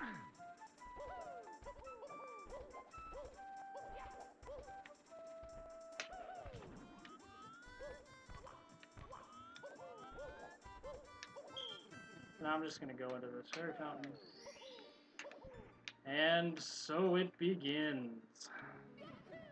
The coin grinding section of the run, where I have to get 2,000 coins before I can move on.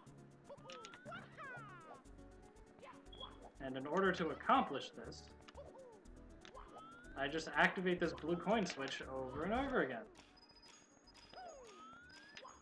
Each time gives me 65 coins, and it takes maybe 50 seconds to do one round trip or so, something along those lines.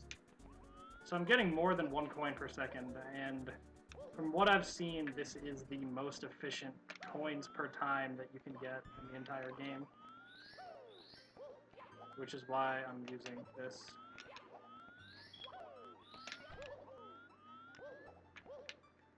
The only downside is that you sometimes need magic in order to use the Vanish Cap to sneak past the guards.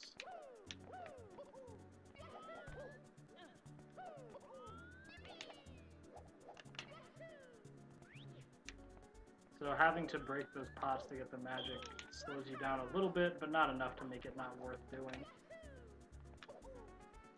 And then another objective while I'm here is to collect another 3 stars that are scattered around here. One of them is secrets, the other is in a canyon, and the other is from the Goomba King that he'll only give to you if you cooked him oatmeal in the past. Which I have already done, and so he will give me the star.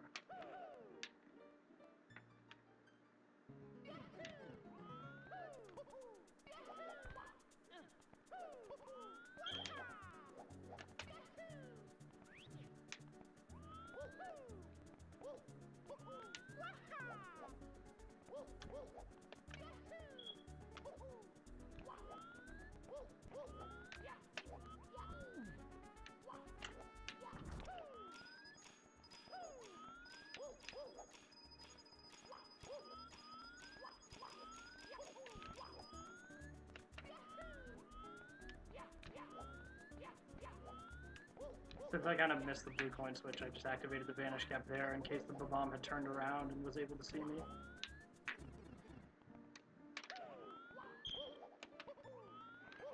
So generally how I do this coin grinding is get some amount of magic and then make sure I have over 1,000 coins, and then just keep doing this until I run out of magic. At that point, I intentionally get caught by the guards right after getting all the coins from the blue coin switch. And then that will bring me outside to the canyon.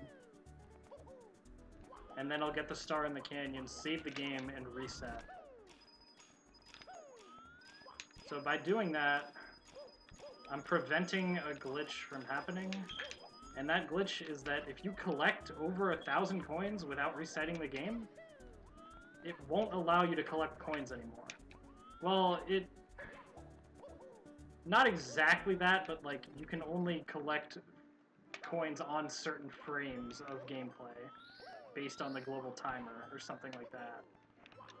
And that means like about half the time coins just won't register, and in order to stop that from happening... Oh, I just broke magic. Oh well. I just have to reset the game. So that kind of breaks the coin grinding up into 2 little chunks. One initial one that you do until you run out of magic.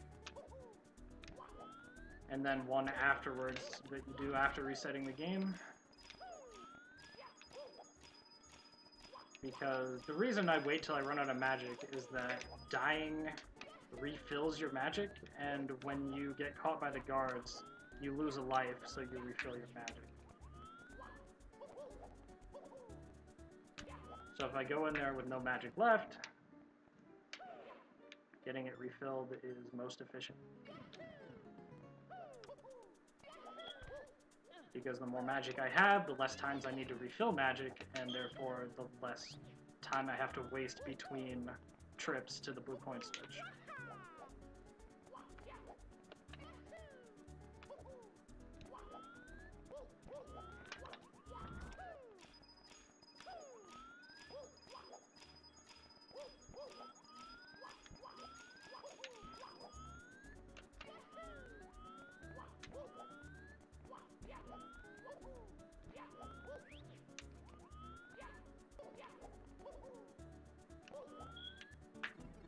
So yeah, earlier when Kaze said, you know, none of his stuff ever has any bugs, he was definitely wrong, because this game is full of them.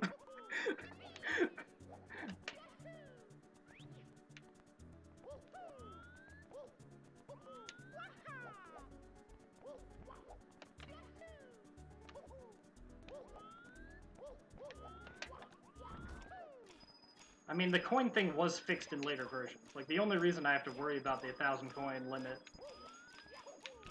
is because I'm playing on the oldest version of the game, but still.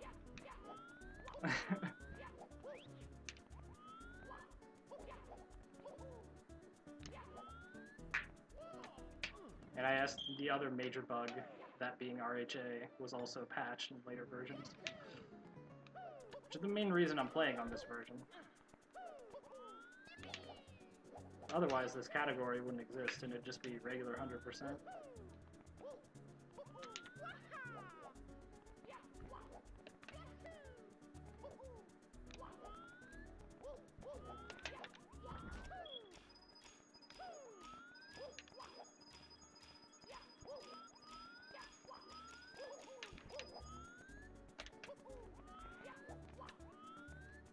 Whew, accidentally slide kicking instead of long jumping drained quite a bit of my magic there.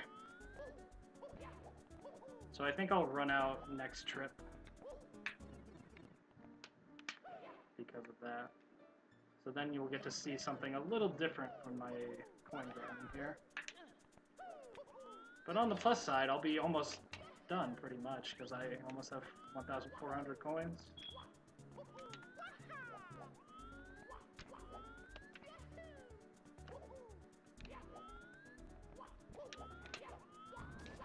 Yeah, I think that's good enough, because if I tried to make it back, I'd probably have enough magic to actually make it back, but then I wouldn't have enough to get back here again, so I'm just going to do the death warp now.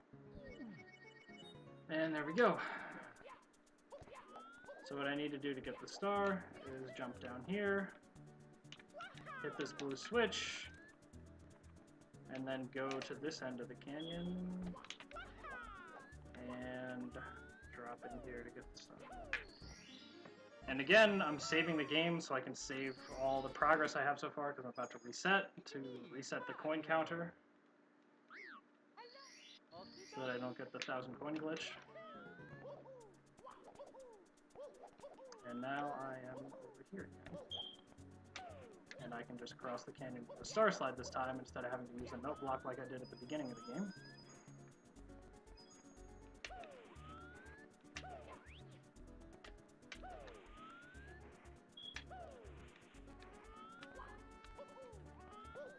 Oh yeah, and now I'm gonna collect secrets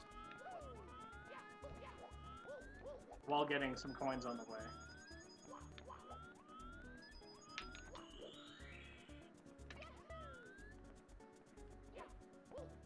So doing this gives like a nice break between the two sets of coin grinding. Oh, hold on. I go this way now. Yeah, knowing your way around this fortress is a little bit confusing. I mean, it is the same as it is in Ocarina of Time, so if you know Ocarina of Time, then you'll know this as well, but...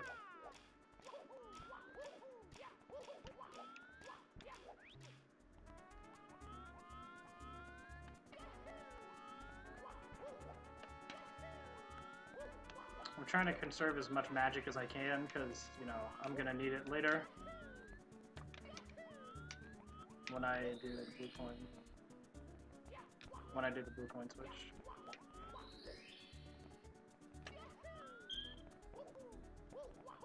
But I'm also trying not to get caught by the guards, you know, because that would waste a lot of time if I did.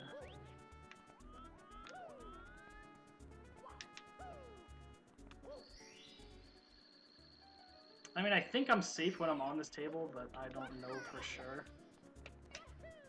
So I just wait till I'm there to deactivate Vanish Cap. Alright, we're out. Back to the blue coin switch.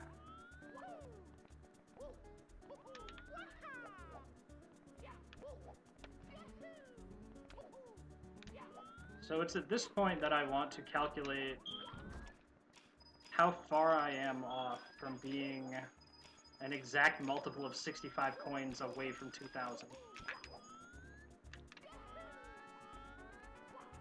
And I think the closest number that satisfies that is 1,480, because 520 is 65 times... Wait a minute. Yeah, 65 times 4. 65 times 8, I mean. So, you know, and 520 plus 1480 is 2,000, which is how many I want. So... I have 38 more coins than that number, which means to get to the next point that's exactly a multiple of 65 away from 2,000, I would need to get 27 more coins. And doing that is... Yeah, that's probably easy enough to get. Yeah, I can get access to 29 coins relatively quickly. Why did I activate Vanish Cap there? That's a waste of magic. But anyway, yeah, that means nearer to the end of this, in case I miss any blue coins. Because if I miss blue coins, that'll throw my calculation off. So when I'm getting closer to the end, I'm going to take a little detour to get the rest of the coins that I need to get 2,000. Instead of taking an extra trip to the blue coin switch.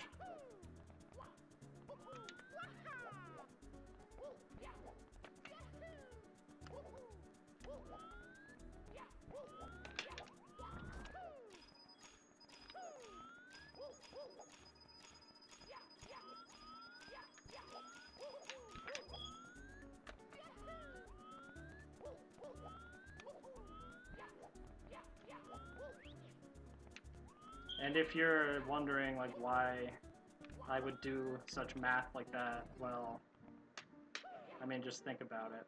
What else am I gonna do during this time?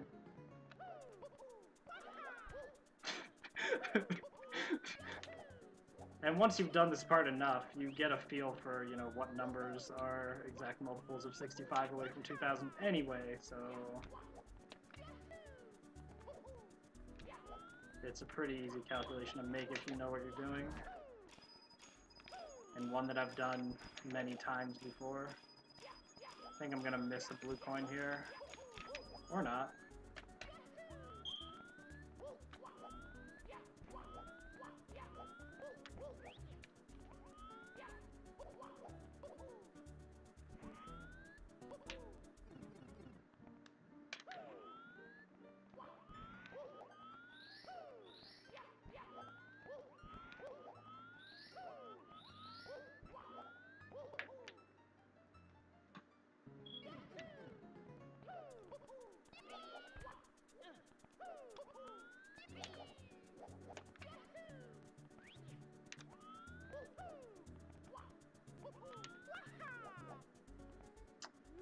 Oh, that's not good. Mamma mia!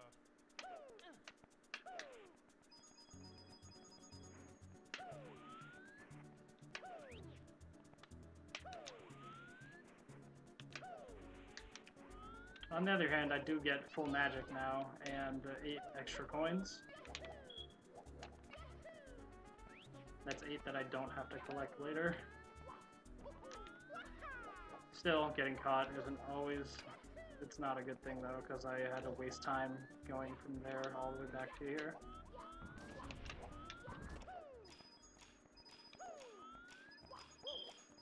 Yeah, this movement seems a little sloppy. I don't know if I'll make this. Never mind, we're good.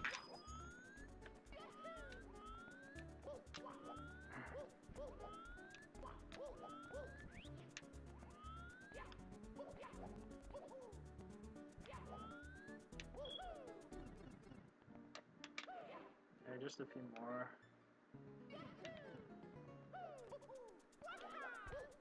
Specifically 3 more, if my calculations are correct.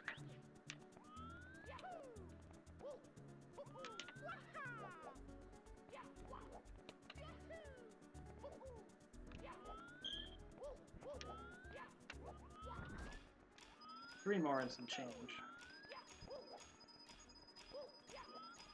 Should be specifically 19 coins worth of change.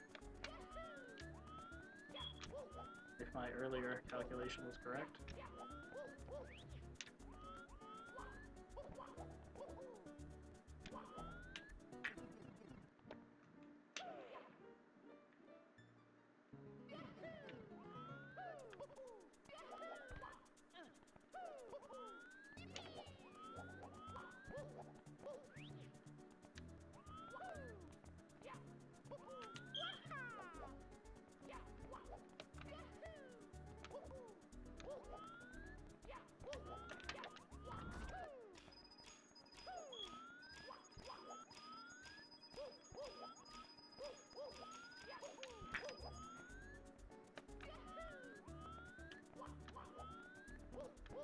So I'm gonna get 16 of those coins now.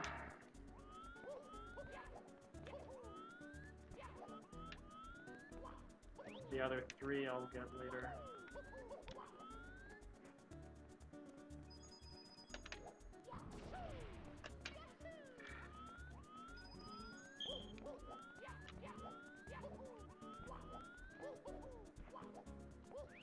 Yeah, probably need more magic. I mean, I do have to reload the room anyway.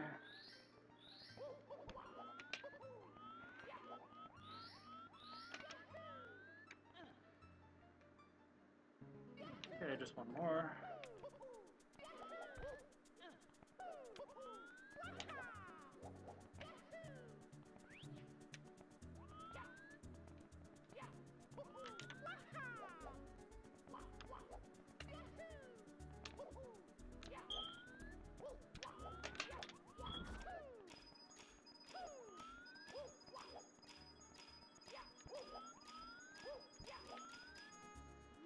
Oh, that's rough.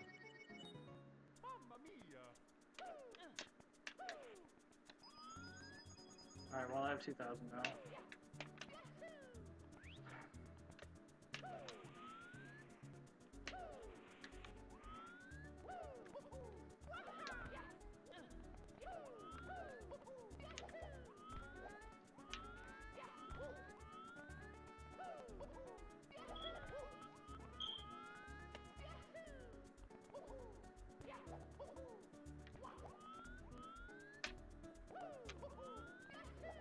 Oh, I used the spin gloves. Oh boy.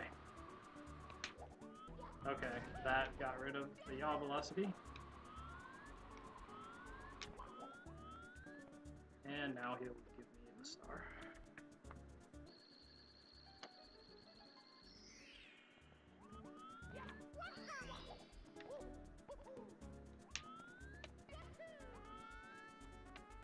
And he also gets rid of the womp blocking the gate. So that's the intended way to get past there.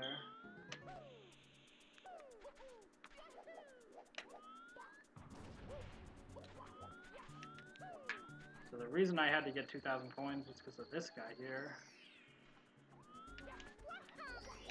Need that star.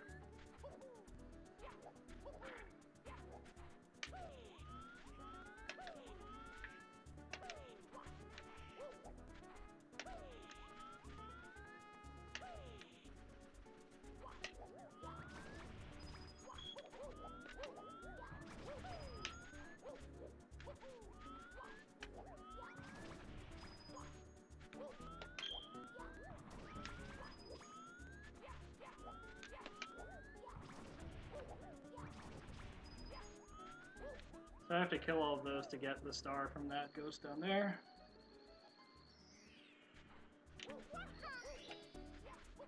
And they also give me 25 coins, which will help me with the 1,000 coin star later.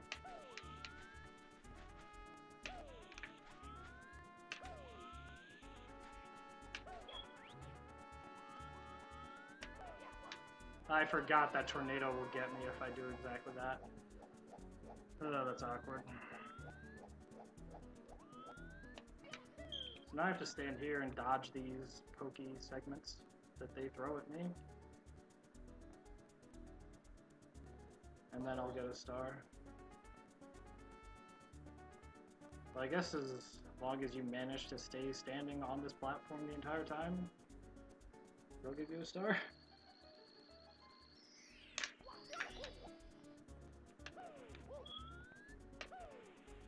Okay. So now we go to Spirit Temple.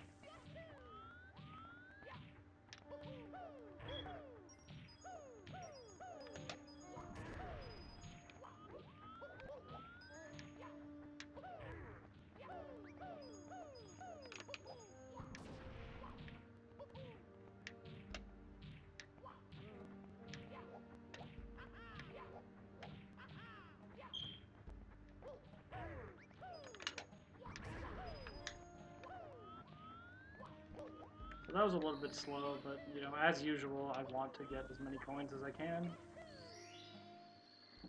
Because I need 1,000 by the time I get to Zora's Domain. The more coins I collect along the way, the less time I have to spend at Gyarados Fortress farming coins.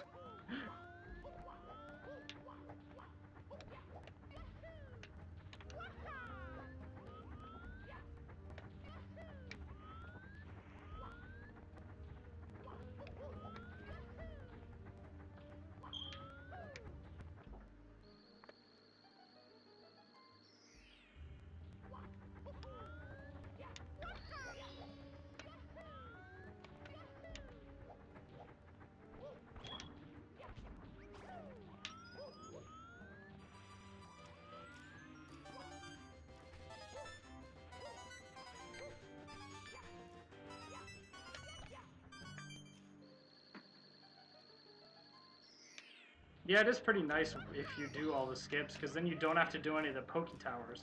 But without skips, you have to do 3 Poke Towers, potentially. Well, I guess technically only 2. Because Kaze decided, like, oh, you only have to beat either the left or the right side to get the blue switch.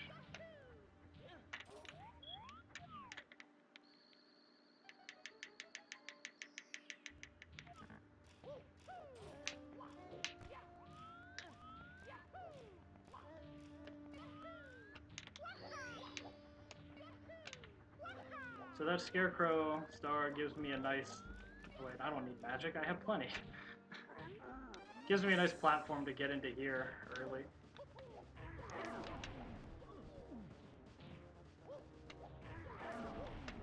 And for this, you actually need to be in Metal Cap when you ground pound him, otherwise you don't do damage to him.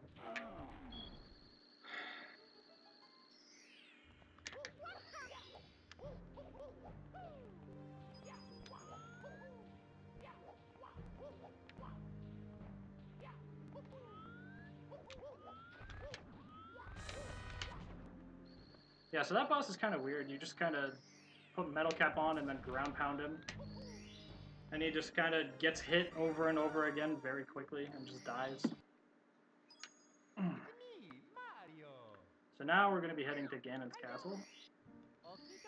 The way we're going to get there is to go with this fairy fountain.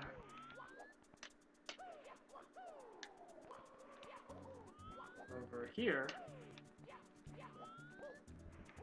And obviously collect this star because I need to collect all the stars. And then go to Hyrule Castle, which will be Hyrule Castle, not Ganon's castle. Get caught by the guards. Go through here to get to Hyrule Field. Now the game recognizes that it's in the future and therefore transports me to the future side of the market where I can then access Ganon's castle.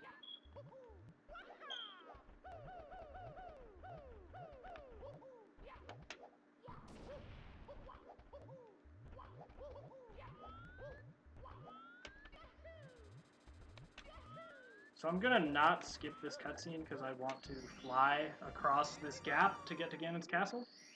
Because currently I don't have the bridge because I haven't gotten I haven't beaten all the dungeons basically. Specifically, I haven't beaten Jabu Jabu's belly.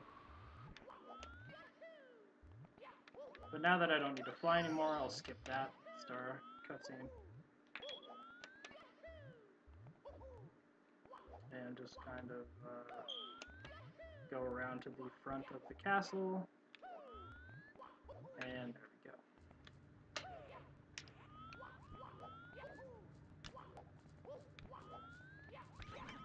I only have 2 lives, which means probably not going to want to Death Orb the second time.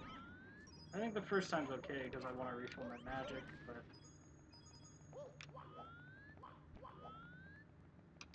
I don't want to game over to Bowser again. That would lose a ton of progress. I would guess everything since the Spirit Temple. So basically I would just lose all the progress in Ganon's Tower. But I guess I can fix that by just not skipping the last animation that I get from the Trials. Oh yeah, you know, this is like the Trials in Ocarina of Time. At the end of each of the 6 paths here is a star. Once you collect all the stars, the gate lowers. Well, every time you collect a star, the gate lowers a little bit. So once you collect enough of them, the gate is low enough for you to get past it. Which is not necessarily all of them.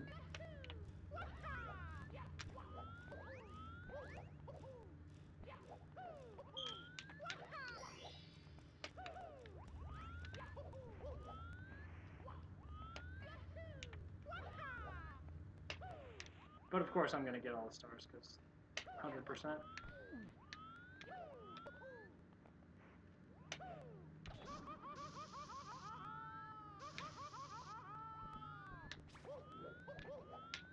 That blue platform got in my way a little bit, but no, not a problem. I have thick skin.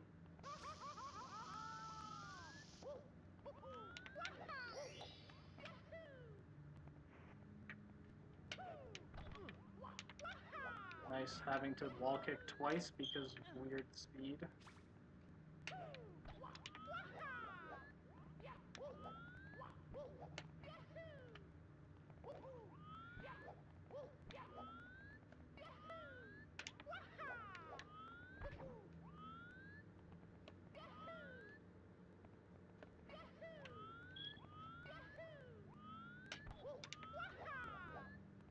Normally you're supposed to use Lens of Truth there, but with a, hover, wall kick, spin gloves, it's fine.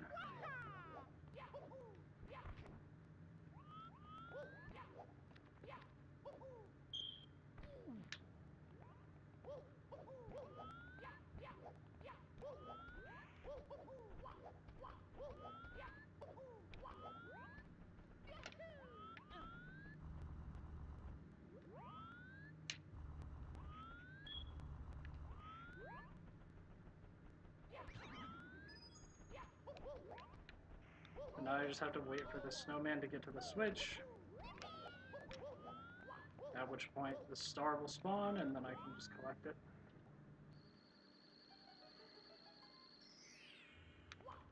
Of course, once he gets off the switch, the star disappears. Which is why I couldn't just press the switch myself. So I intentionally died there to restore my magic.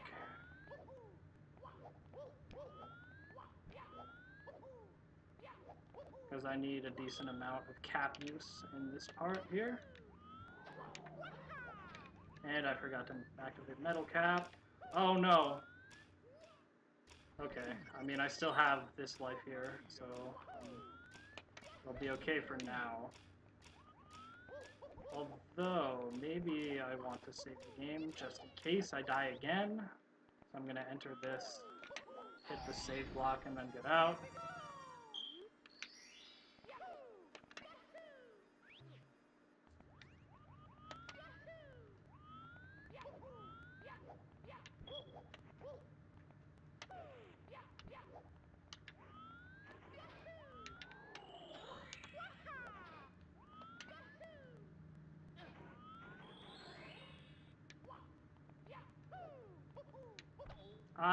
What am I doing?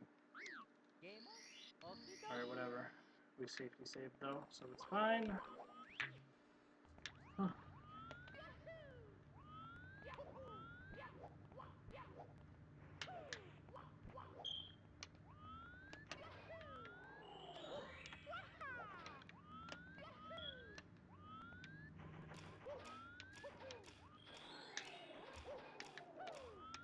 Oh yeah, I guess the hover boots also drain magic slowly. So that's another thing that you have to have magic in order to actually use. So there are literally 3 abilities that require magic once you have magic regen. I have 4 extra lives, so I'm gonna skip this. I'm also gonna die to get back to the beginning and restore my magic.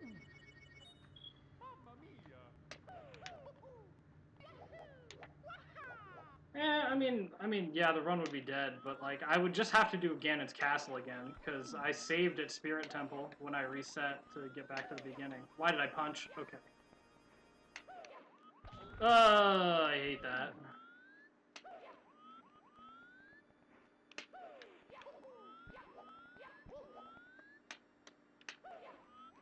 I guess for the first one it's okay to punch, but after this I can clip through the corner if I'm not careful. Yeah, whatever. It's not that long a staircase. I can just walk up it normally.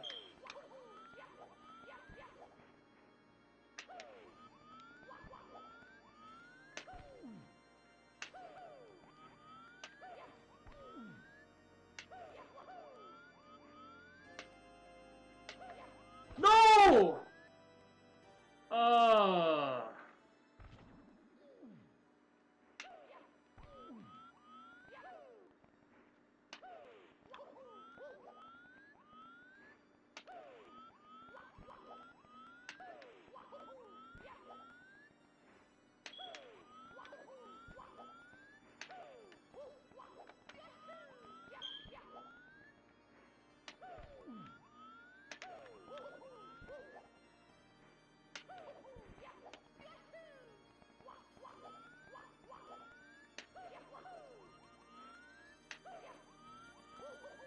Okay.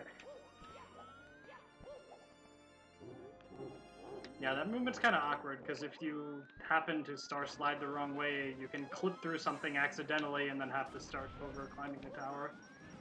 As you saw there many times. But obviously, if you don't star slide enough, then you go slowly because you're not star sliding.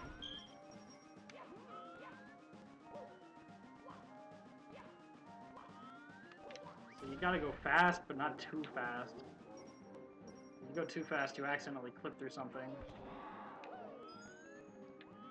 I got him, right? Yeah, okay. And it's a nice strat that you can do if you have thick skin, because then he won't kill you when you intentionally take damage that many times.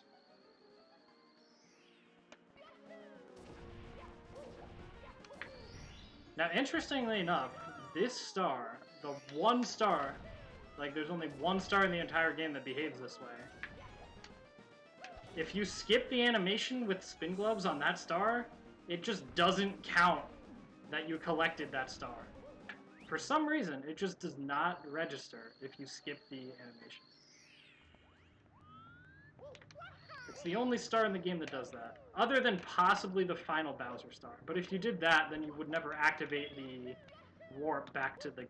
Yeah, you'd just be stuck in the final Bowser fight, unable to trigger the ending cutscene, and then you'd never be able to finish the game. So, like, it's obvious that you shouldn't skip that with spin gloves, but for some reason that one, there's no indication that it would do that, but it does. Because, like, even other Grand Stars don't do that to you. Now, if I recall, I think I need to grind coins now, again.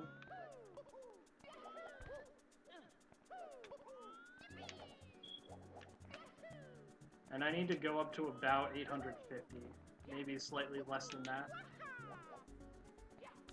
Because I need 1,000 by the end of Zoro's Domain, but I can get quite a few coins on the way there, so I don't need to go all the way up to 1,000 from this coin grinding.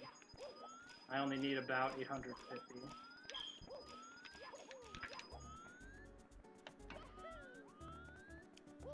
Or in this case, since I started with 100 coins, I think it'll be something around 815, and I'll just go with that.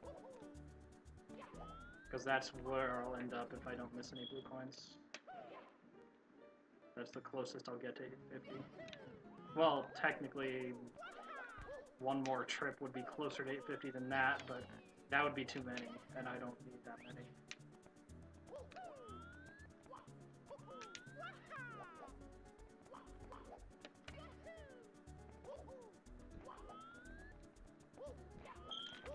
And that will be after 11 trips, so this is the second one. So after this, we'll have to do 9 more trips.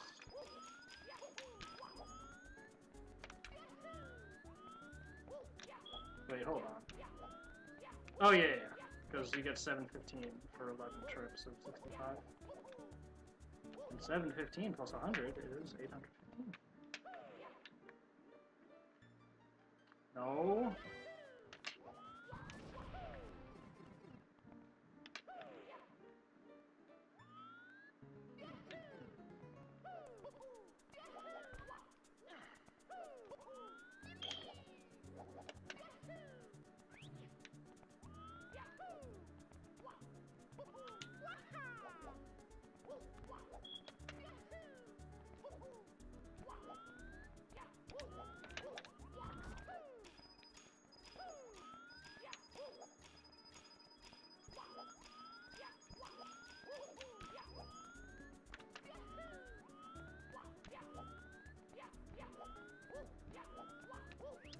8 more.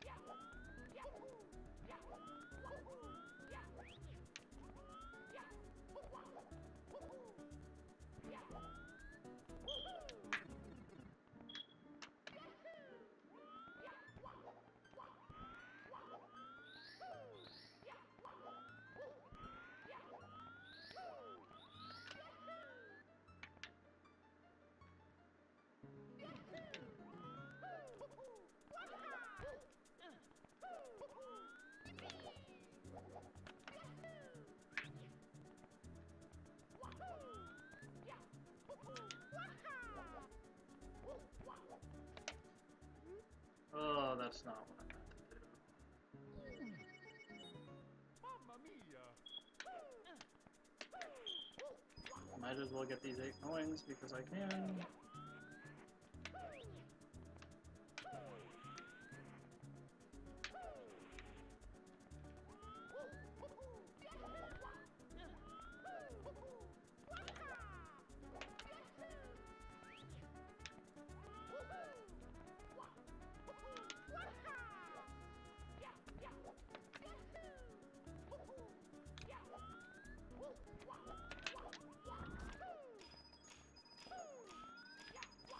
I guess one interesting thing about these guards is that if they catch you with 0 lives, you won't actually game over from that death. You'll actually go to -1 lives. And then, since the game only checks for game overs if you have exactly 0 lives, for some reason it doesn't check for game overs when these bombs catch you. Don't know why that is, but it doesn't. But it decreases your lives by 1.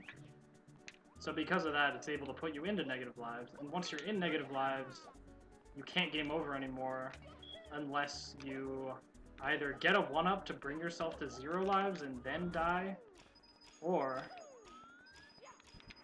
if you go all the way to -127 lives.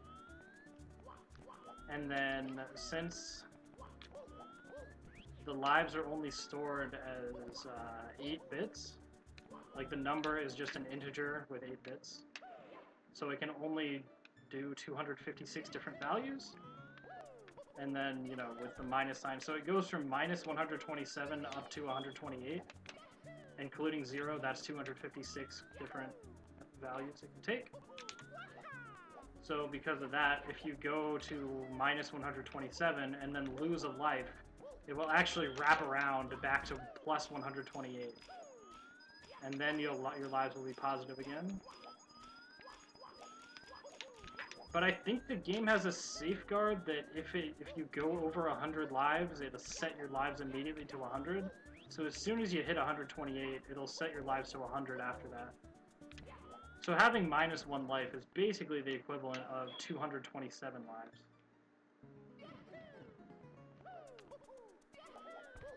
Which is a nice thing to have, because that's basically infinite lives. Like, you're not going to die 227 times. Until you get a 1-up and bring yourself back positive again, and then you can game over. But, you know, just don't get 1-ups.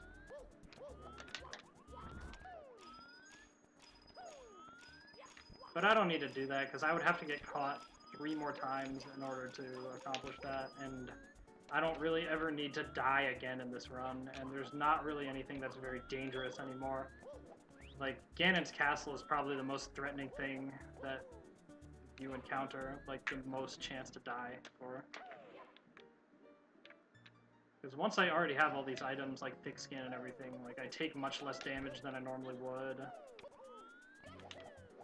And I can't take fall damage as well because of the gravity badge. So there's not much that can kill me anymore, other than like being burned by fire a bunch of times. Because that's the one thing that thick skin does not protect you from.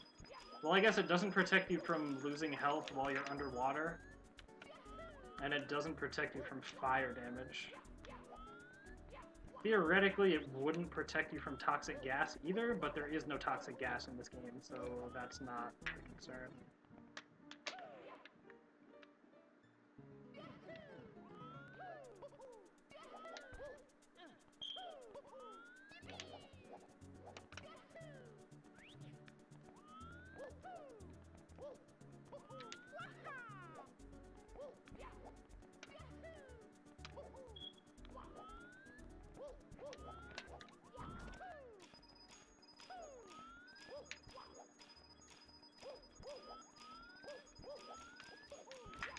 Alright, one more trip should do it.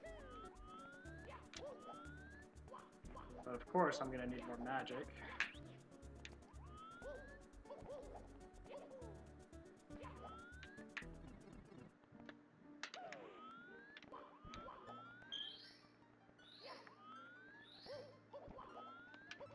Oh, I'm also gonna need magic for Hyrule Castle to sneak past the guards there. So actually, it's a good thing I'm getting magic now. I kind of forgot that I'm also gonna need it later. So I'll just get some now, and then when I go to the Fairy Fountain again to warp to Hyrule Castle again.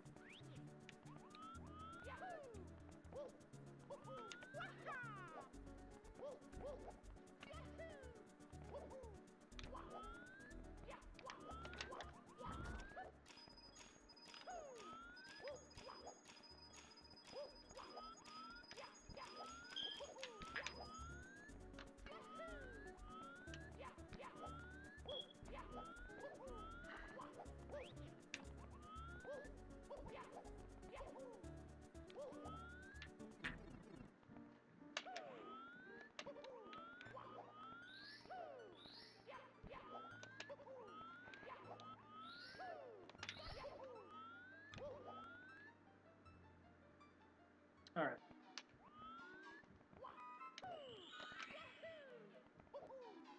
So these guards don't kill you when they catch you. They just warp you to outside of the castle and the town.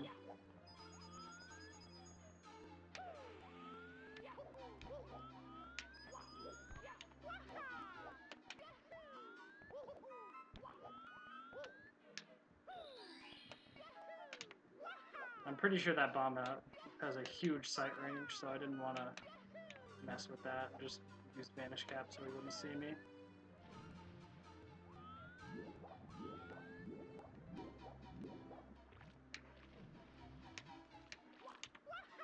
There we go.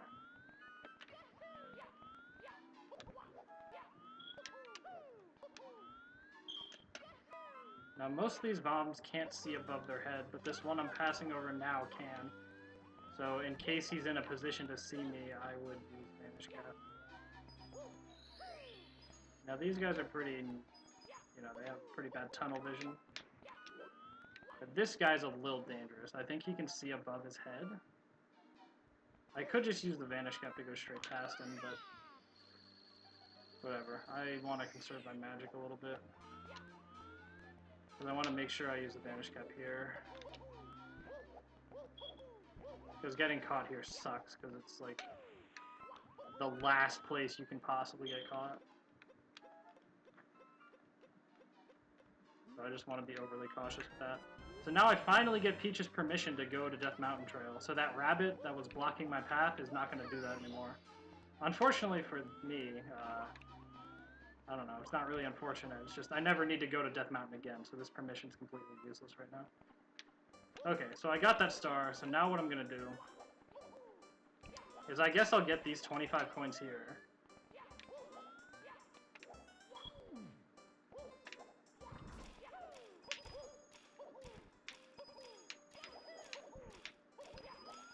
And then I will save the game in Castletown. Now, this is really weird, because this is literally the only level that has this property. But before I reset there, the game was in the future. But now, after resetting from saving in the castle town, the game turns back into a past state. I don't know why this happens. I mean, this area, the castle town area, is the same area as the Temple of Time, so that might have something to do with it. But it just automatically sets your game to past if you save the game in Castle Town and reset. And I did that because I need the game to be in the past to... Wait, I don't need these reds, I've already gotten them in the future, right? Okay. All I need is the penguin star. Oh, wait. I do need to collect as many coins as I can on the way, though. Which I might have skipped a decent amount of with that star slide. It's a little bit awkward. I do need to bring this penguin to her mom, though. Because, I couldn't do that in the future because the penguin wasn't there. It's only there in the past.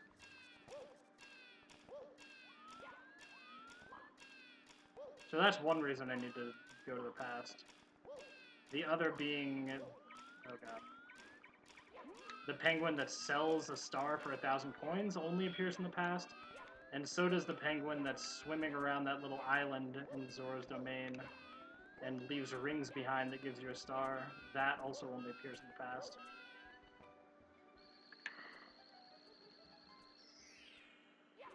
And as I said, I've already been here in the future. Getting... Well, technically there are no future exclusive stars in this place. I just used this as a path to get to Lake Hylia, which also has future exclusive stars, but I've already gotten all of those, obviously. So this is the one of the two places I use bomb clips in this run. So I just defused that bomb and set it away for later. So now I'm gonna pull it out. Oh boy. So I'll just get it to respawn.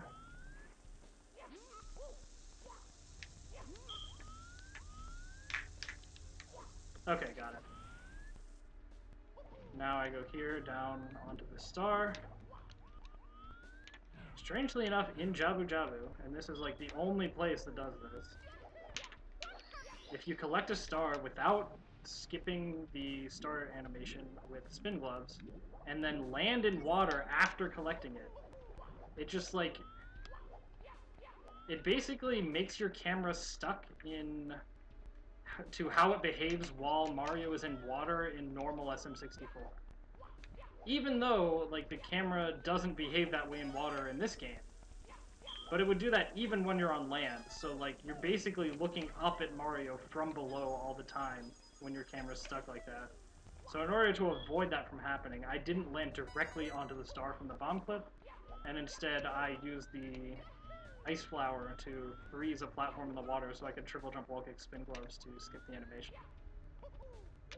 And same thing here, if I don't skip the animation with the spin gloves on this star, it will screw up my camera, so I make sure to do that with a hover long jump into spin gloves. And then here, generally you're supposed to drop down while collecting these red coins in these holes, but if you have spin gloves, you can just collect the coins, spin gloves, and then run up the slope on the edge there.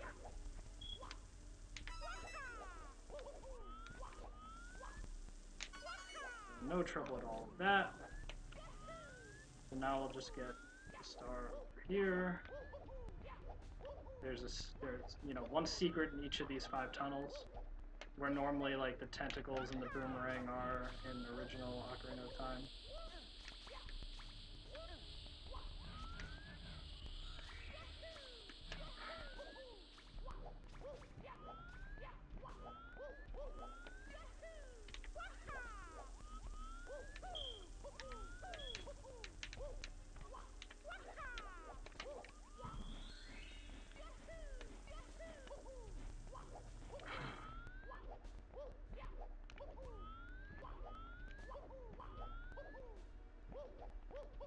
So that bomb right there is meant to be used to break this rock, but, you know, Super Ground Pound generates explosions anyway, so we can break it with just a Super Ground Pound.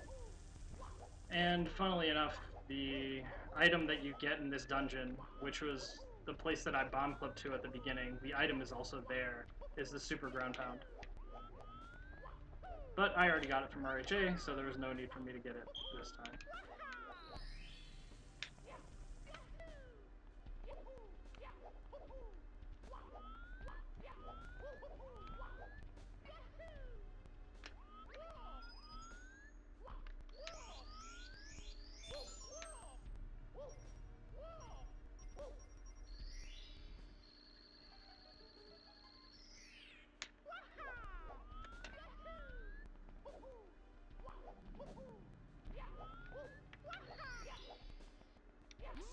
So now I'm going to grab that bomb to do one more bomb flip later.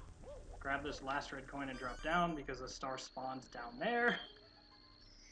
And then go back up.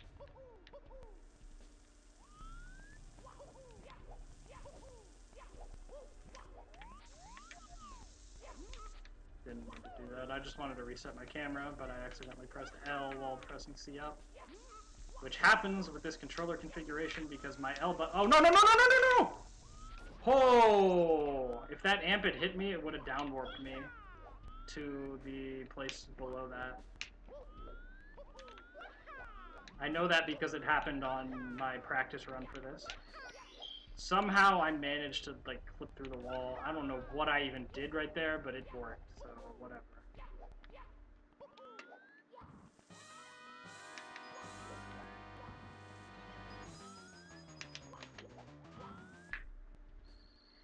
Okay.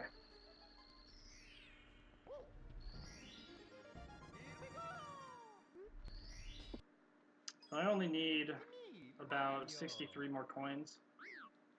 But I still have to go through Ice Cavern, so I should be fine, I think.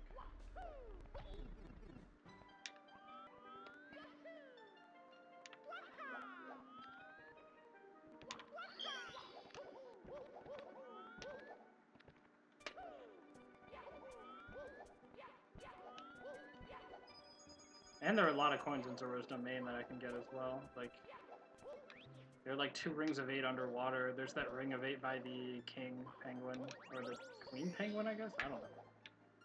Whatever. So, like, there are still a lot of coins. Yeah, I probably have more than enough already.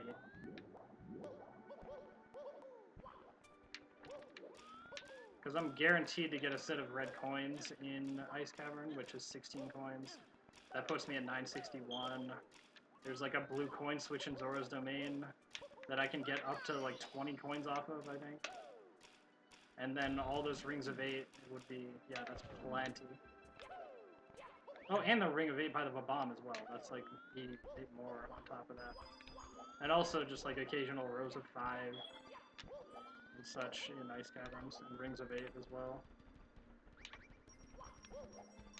I mean, those guys drop 3 coins every time you kill them, but I don't even need that many. Like, I have plenty already. So I guess 850 was not a good ballpark estimate of how many coins I would need. I could have gone with way less, I think. Slippery floors, excellent. Because OOT geometry doesn't have to worry about slopes, because sliding is not really a thing. Like, the floor is either shallow enough to walk on, or not a floor, and rather a wall that you can't walk into. In Mario 64, walls are very rare compared to Ocarina of Time, I guess. And the fact that Ice Cavern is all slippery, like, even very, very shallow slopes are still enough to make you slip.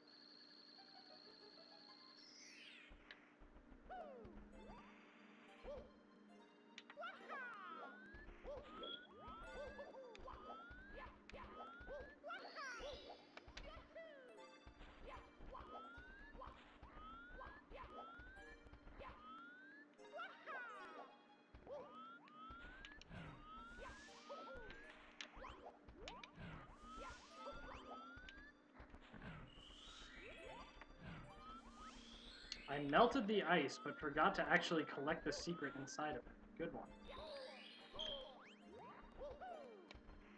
For 2 of them. Not just 1. 2 of them. I must be really good at this.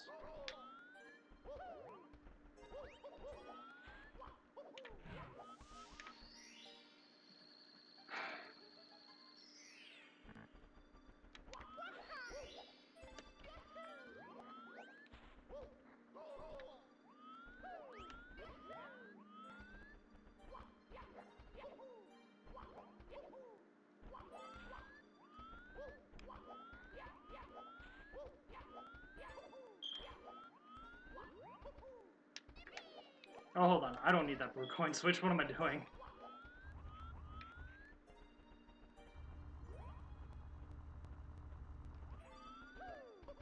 That should be the trick.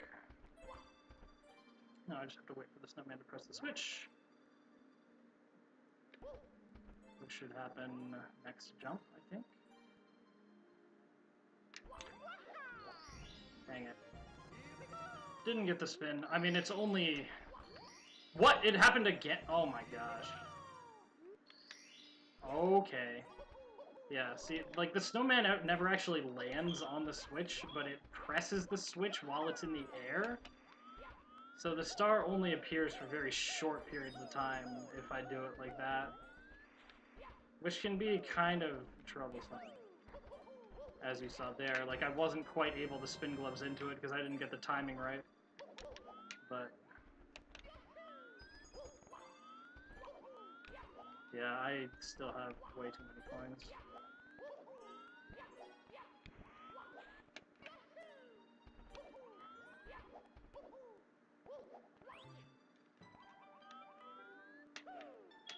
Oh no. Bad angle.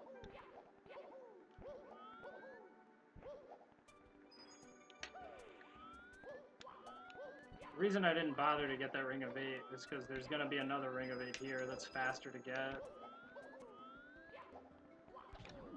And again, like, I could get this blue coin switch, but I already have plenty of coins, so there's no need.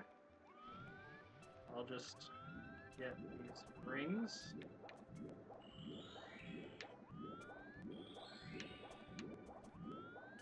How did that not work? Okay, I'm too far away from him. The rings are going out of control. There we go.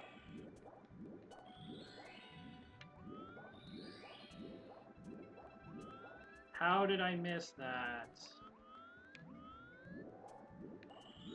I was too close that time. The ring was still super small.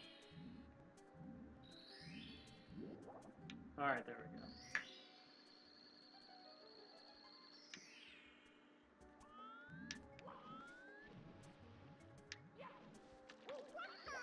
And then one more star is this switch down here with a ring of 8 coins next to it. So I'll just grab 3 of those, or 4 I guess.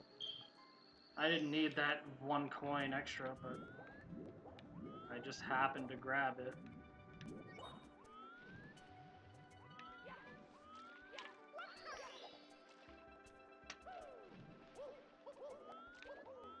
Now I have 1,000 coins, so I'll buy this star.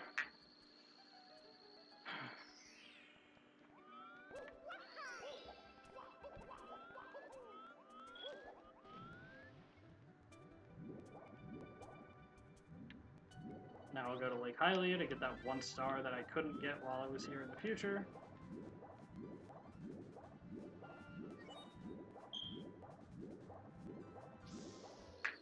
Okay.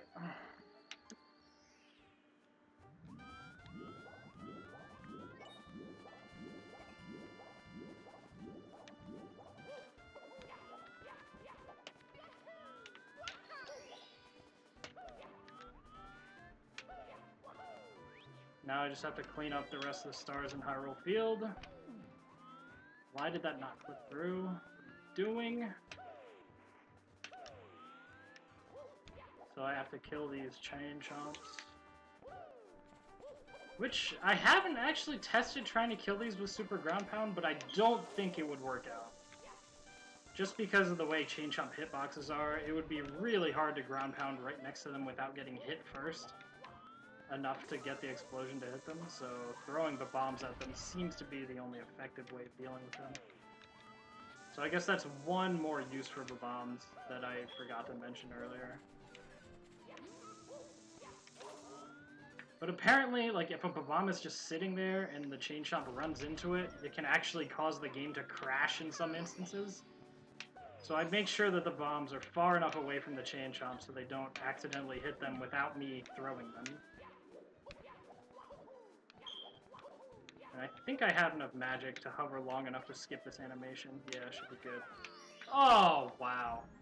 I needed to wait just a little longer before spinning.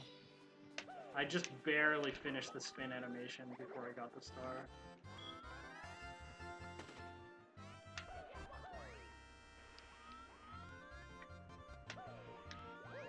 Again, this race is pretty easy when you have Star Slide. So while I'm waiting for the Koopa to get to the flag, I get the Scarecrow. I guess I could have been a little faster with this, but oh well.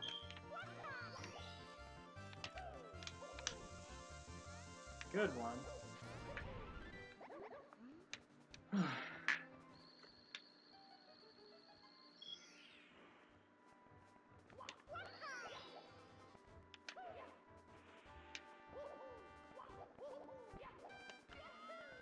So now I just have to go to the ranch and clean up all the stars that I didn't get while I was here at the beginning of the game due to having no items. Now this one you're normally supposed to ride the Yoshi over here and then jump off of the Yoshi to get the star, but if you have the wing cap, your triple jump is super high and you can just do that and you're fine. Unfortunately, can't really cancel the animation that way because you're in a wing cap flight, so you can't use spin gloves, but oh well. Better than having to take the Yoshi all the way over there, so no animation skip.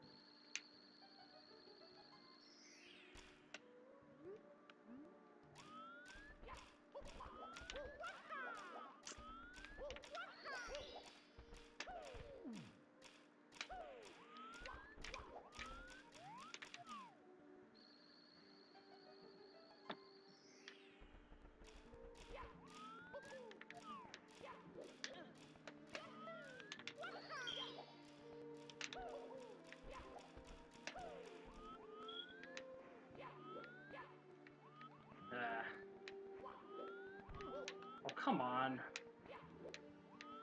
What is this collision? There we go.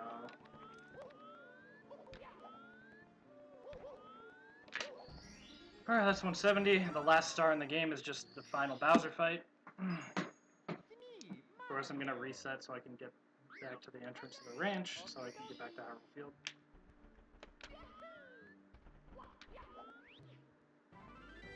Now just to check, yep, I have all the items, so all I have to do is beat Bowser and get the final star, and then I will have beaten the game. But to fight Bowser, I need to use caps, which means I need to refill my magic. Fortunately, there's this little room with a billion magic pots, so... Well, I guess it's only like 10, but that's still a lot. So that should be enough to do the trick.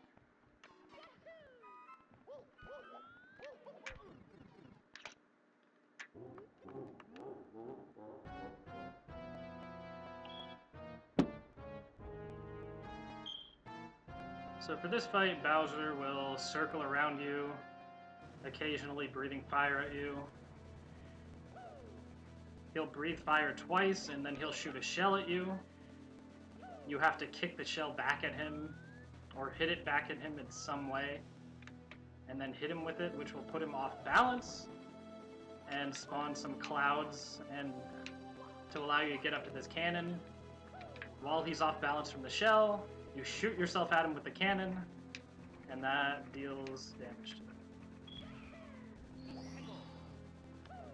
Now I mentioned that I needed caps for this. You might be wondering why, if that's all the fight is. But as it turns out, next time, the shell is on fire. So in order to not get hit by the fire, you have to either use the vanish cap and then hit the shell back, or just use the metal cap, which will automatically hit the shell back by touching it. So I just have to use the metal cap and stand there when the shell runs into me. And of course, the more times you hit him, the more time the shell goes back and forth between you and him. But, you know, if you're just using the metal cap, it's very easy to time this, because you just have to jump at roughly the right time to be at enough height for your metal cap to hit the shell.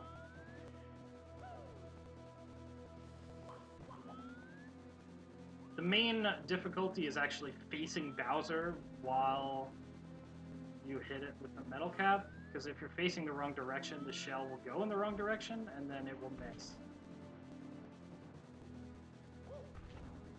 So I just have to not turn at all. And of course, I'm immediately deactivating the metal cap after I hit the shell in order to conserve magic. I mean, it looks like I have plenty of magic, so I don't really need to do that, but, you know, if I run out of magic, I have no way to get any more, and once that happens, I cannot win the fight. So I have to make sure to have enough magic. I would have to kill myself to get, you know, to try again with the full magic meter, because you get full magic when you die.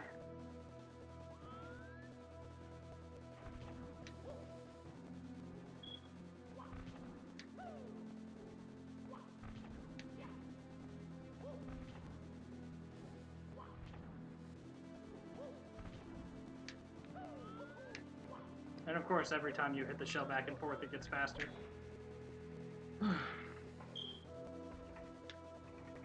Alright, so this run was pretty good. This is only like 5 minutes slower than world record, or maybe just 4 minutes.